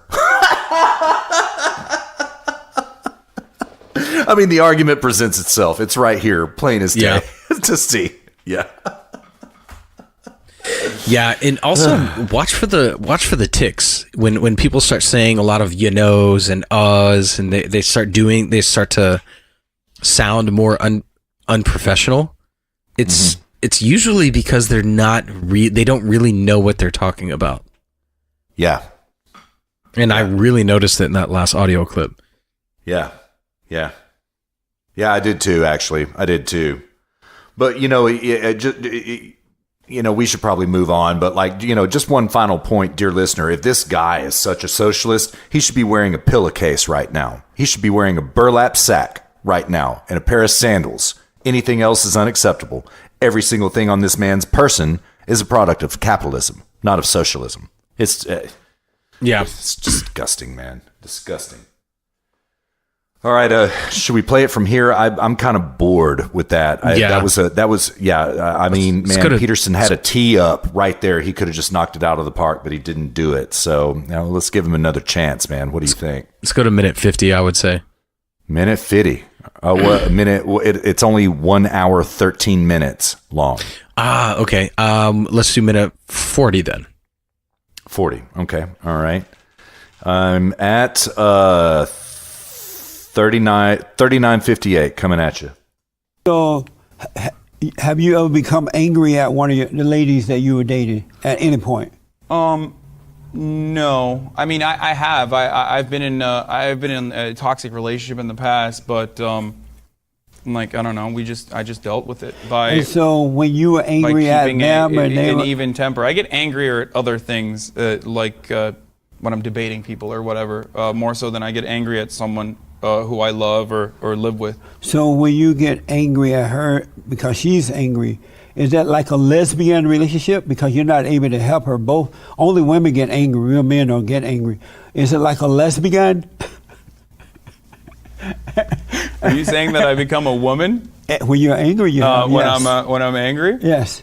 Would you not say so? You're saying that men don't get angry at all? Not real men. Beta males. Are you a beta male? I don't know. What is a beta male? You have Angry to define it for me. a male with anger. Oh, okay. That's a beta male? Beta. Do you think Trump is my a beta God. male then? Because I'm he about gets to angry ask a you lot. about the great white hope. Wait. So do This you think is Trump so is a beta male cringe, then? Because he dude. gets angry No, a he's, lot. it is. he's 100% alpha. He never But he gets angry all no, the he time. doesn't. How could you He say does that? not. You never seen the president. Oh angry. my God, I've seen him angry so No, many you times. haven't. He's angry like half the time when he's No. tweeting out crazy stuff. What do you No. think that is? You think that's out of even temper? He's dealing with evil. Oh, so you can be angry Dude, when you're dealing with evil. I have, You can yeah, be, you can stop here. This is a fail on both sides, by the way. This is an abject fail. Yeah, totally. I mean, men get angry. Alpha males get angry. right. I mean, first of all, Absolutely. okay, this alpha beta male thing, this is so like 2015 Reddit, but look, like emotions are a part of being human.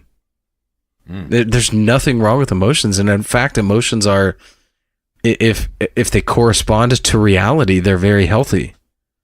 You know, like I was very angry after 9/11, as we should have Right. been.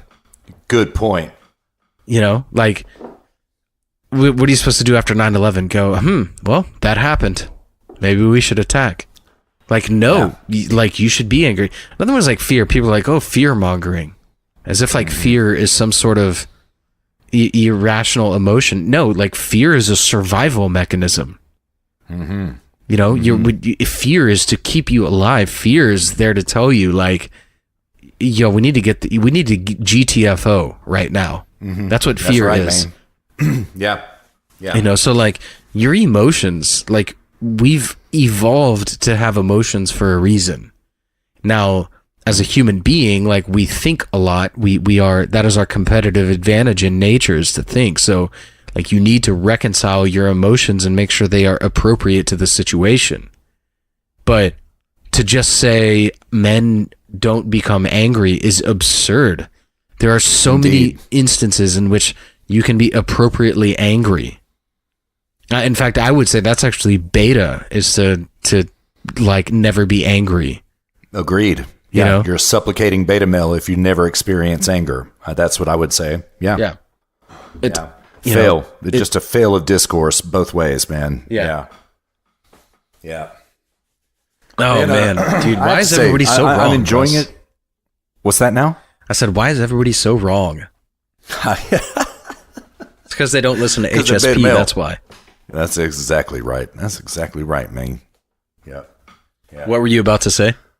Well, I was gonna say, man, you know, I love Grab Bag Special so much, dude. I love it, and you know, we have had 2 shows with no Grab Bag Special, and I'm loving doing Grab Bag Special. But man, I'm really not liking this discourse at all. I find this very boring. The fact that it has 72,728 views astounds me, man. In like because there's a day? nothing being discussed. Yeah, in a day. Yeah, there's nothing being discussed here. You know what I mean? So it's rather shocking to me. I don't mean to be insulting Mr. Peterson, but like, man, come on. You know, this is an argument easily won.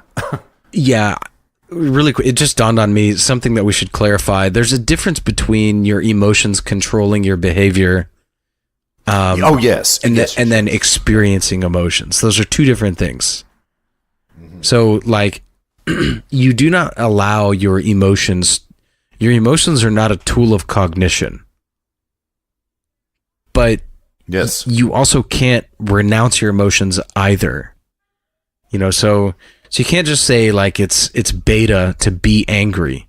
Like alpha males don't become angry. Well, no.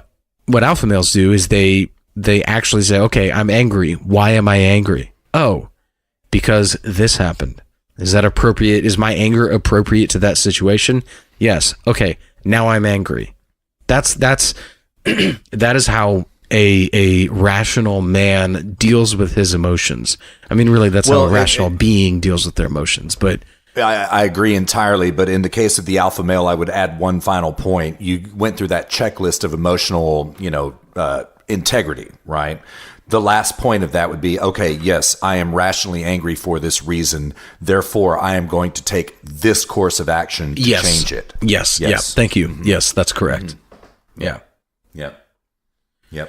I mean, if somebody killed your wife, you wouldn't be like, oh, I'm not going to be angry about that because that would be beta. Right. I mean, right. do you know how absurd that sounds?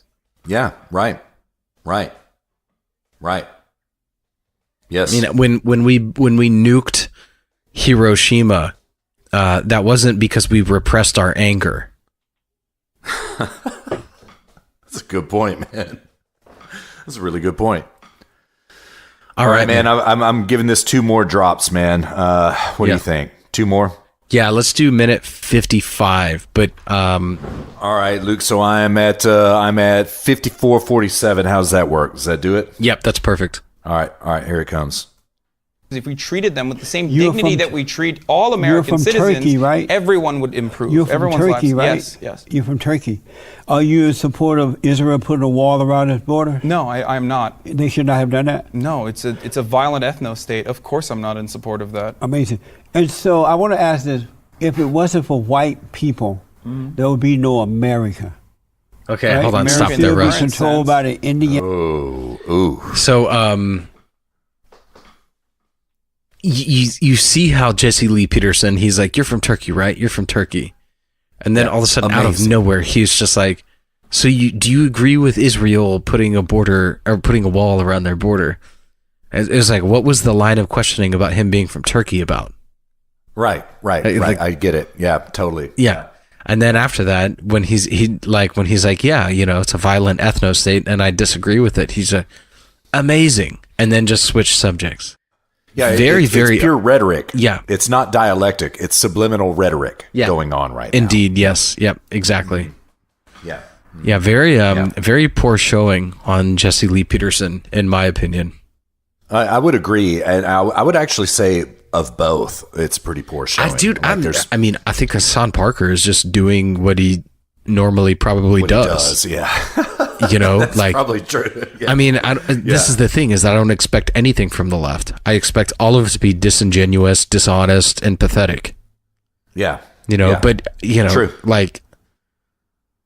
Yeah. So, from Hassan, I'm just kind of like, that's par for the course. But again, this is why we do Grab Bag Special, is because we are trying to hold people on the right. We're trying to hold their feet to the fire and see how they actually really stand up. And yes, sir. I have to say, man, this is a really pathetic showing from Jesse Lee Peterson. I have to agree. Yeah, I'm disappointed. I am. Yeah. Mr. Peterson, if you want to come to Friday Night Comfy Post sometime, let the HSP boys show you how it's done. I mean, seriously, just come to Friday Night Comfy Post, get great again. That's it. But I'm disappointed. I am. So I think you should hit play again. Okay. All right. Yeah, here just it hit comes. play. There would still be America. Right? Native Americans would be living here. It would be drastically different. But stay with me. I'm with you. Stay with me. I'm with you all the way. If it wasn't for white people, because white people discovered and built America, and then they created a constitution. Do you think white people are better than black people? Let me ask you this. And then they created a constitution that would allow your mother to come here and have you illegally. Do you have think you here illegally? No, fair? It was a legal process. But do you wait? Hold on. Fair? Let me finish my question. Hold on. Is it fair to white Americans to be treated that way? They were kind enough to let you into this country, and you're going to turn your backs on the people who let you here. Is that fair? You have not established why opening our borders would be unfair to them. No. Is that fair to treat white Americans that way? Why do you want to single out white Americans? Because I think that when people come into this country, it improves everyone's lives. It's their country. They let you come here. It's not their country. It is their country. But it's not. Whose country is it? It's everyone's country. There's no such thing as this is white country. Well, I think the concept of whiteness is predicated what around are your thoughts, Russ? White country. And that the concept of whiteness has... Okay. Why this is already degenerated into a discussion about race, I can't prevail to guess, right? Nonetheless, it does happen to be true that European Americans came here and they did create this country. This is true. I am triggered by the fact that Hassan Piker says that it's everyone's country. No, it's not. It's our fucking country, dude. It's our country. Pardon my French, dear listener. Sorry about that. It's our country, right? And we're all entitled to be here because it is our country. We make this country. It is not illegals' country. Right? It is not Central America's country. It is not visa overstayers' country. It's our country, right? And Yeah, that's all. I just got triggered. I'm gonna I'm curious to your response on this. I'm not asserting this. I'm gonna just toss this out there and see how you respond to it, Russ.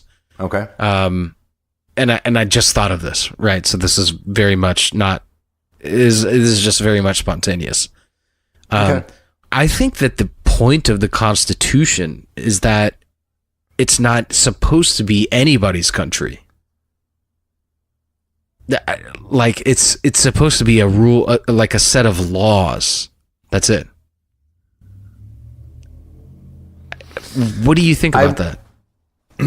I would agree, right? This tends to be like kind of and I don't mean to be insulting, brother. I mean this in the most respectful way. This kind of tends to be kind of like a Paul Ryan type of argument about what America is. It's an idea. It's not a country, right? It's a shopping mall. It's not a country, except for the fact that the Constitution does clearly delineate citizenship, right?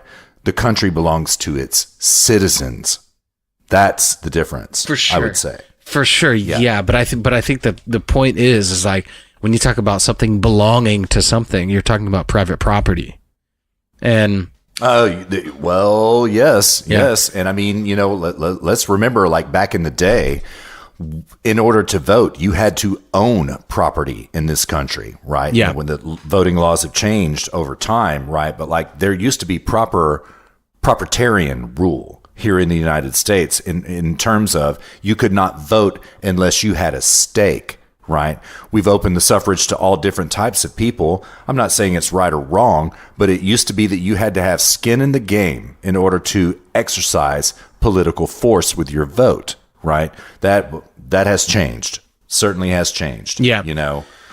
Yeah. I mean, I don't think it's like any one group of people. Like the United States does not belong to any one group of people.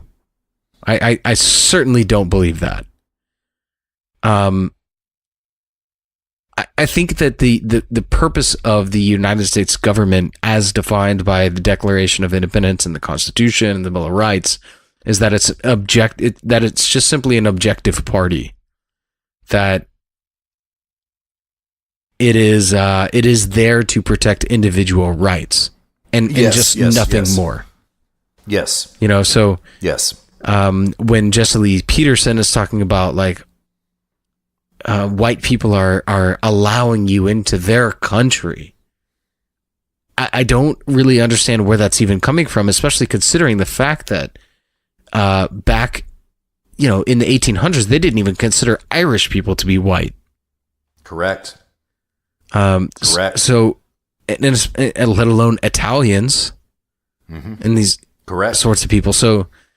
I don't know what Jesse Lee Peterson is referring to when he says like white people built America, but not only that, like it's not as if like whites are somehow these like godsend people who the world needs to thank. I mean, let's not forget that like the Middle Ages were like some of the most collectivistic and brutalistic times, especially for whites. I mean.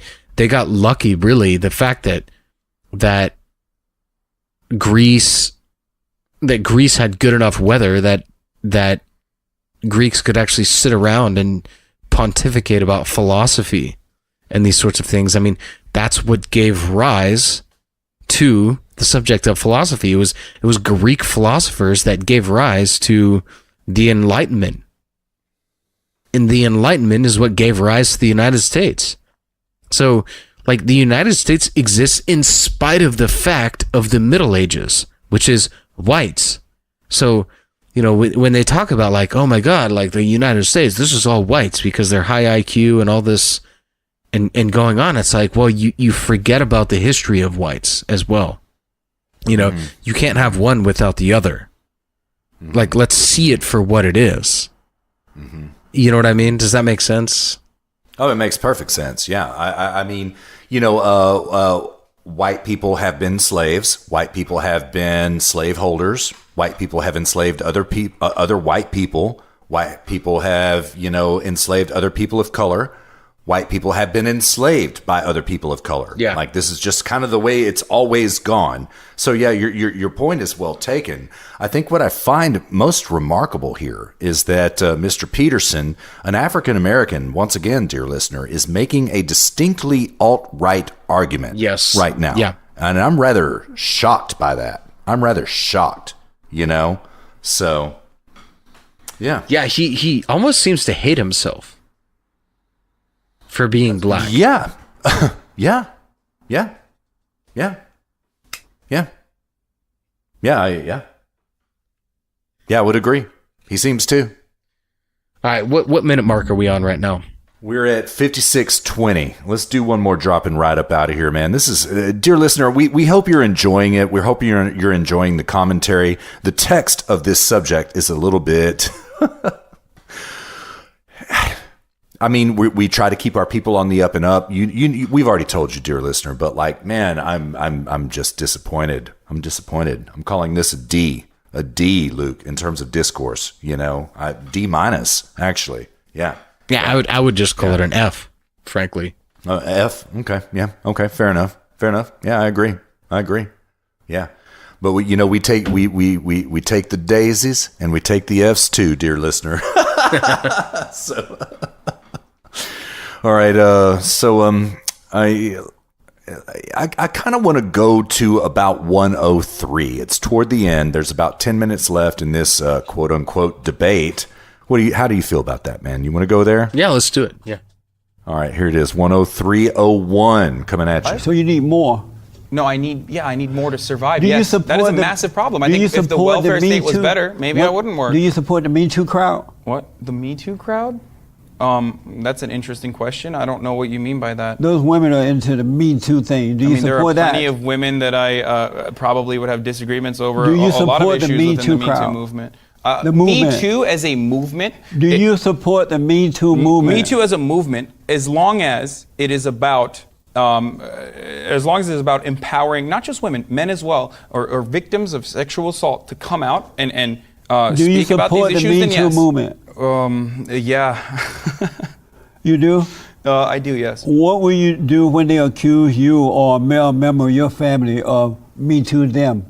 I would fight back against it if it's not real. You know it's coming, right? What do you mean by that? They will end up accusing you. Okay. Are you okay with that?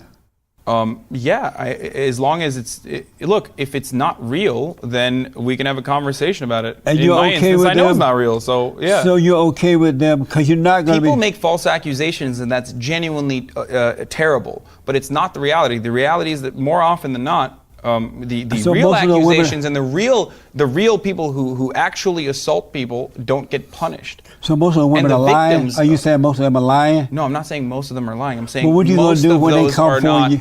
Most What of those will are not you do? lies, and even when it's real, All right, What Russ. will when you it do goes when under they come for prosecution. you? Or I thought it was really funny Yeah. when he was like, "Do you do you think they'll come for you?" And he was like, "No, I don't." Did you hear that? Yes, I did. I did. Yeah. Well, and Hassan also, to his credit, said something with which we can agree. False accusation is terrible. It's absolutely terrible, and so I agree with him about that. He's trying to, right after he says that, portray an endemic condition in which women are being, preyed upon, and that is the real reason for the Me Too movement. I mean, this... In a lot of cases, this is true. In a lot of cases, this is false. Dear listener, this is about individuals, right? There is a such thing as individual cases. This is not collectivism. If you take it in terms of collectivism, the Me Too movement, it falls flat on its face, right? There are women who have been raped, sexually harassed. There are men who have been sexually harassed and raped. Yes, it is true.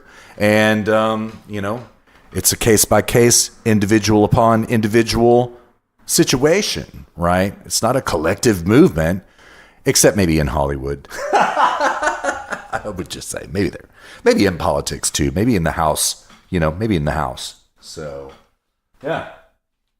Well, here's another thing that I find interesting, Luke. Okay, okay. All right, dear listener. Okay, repetition of the same thing that you just said over and over and over and over again is not maintenance of frame. Maintenance of frame is finding other ways to maintain your frame rather than being repetitive. That's yeah. So, and what I mean specifically is that, Mr. Peterson kind of speaking over Hassan, asking the same question over, do you support the Me Too movement? Do you support the Me Too movement? Do you support the Me Too movement? That's not maintenance of frame. Okay. You come up with another example and redirect it in another way, and that is maintenance of frame. So, Mr. Peterson, sir, respectfully, work on your strategies a little bit, sir. That's what I would say, Yeah, it was actually quite surprising. I thought he'd be much, I don't know. I've heard some of his stuff before. I knew I would disagree with him by and large, but I was just like, my God, dude. Yeah, I know it, brother. I know it. Nonetheless, I had a great time talking about it, man. I really did. I learned a lot from it. I mean, first of all, I learned who Hassan Piker, who I love your last name, bro. It's perfect. Piker. I love it. I learned who he is in the first place, and I learned once again that the left is vapid. So thank you, Hassan Piker. I think you won some points in this debate. I think you kind of lose overall because the HSP boys just called you down, son. Just called you down. So, indeed. Oh man, Luca, I advocate riding on up out of here, man. I mean, I think we've done a pretty good show. All right, man. Yeah. Dear listener, thank you so much for riding along with our silver show. Our silver episode number 25 is in the books. We hereby proclaim. We'll be back at you before you know it. We'll be there next weekend for episode number 26. We hope you had as much fun as we did. And yeah, man, Luke, happy 25th, brother. Happy 25th. Happy 25th, brother. All right, man. All right. Dear listener, thank you for joining us. Always. Thank you, dear listener. We'll be in touch at you before you know it. And Luke, you have a great week. You take care of yourself, man. Hit me up in messages, and we'll get our show prepped like always, man. Just have a good one. Sounds good, brother. Peace. Right.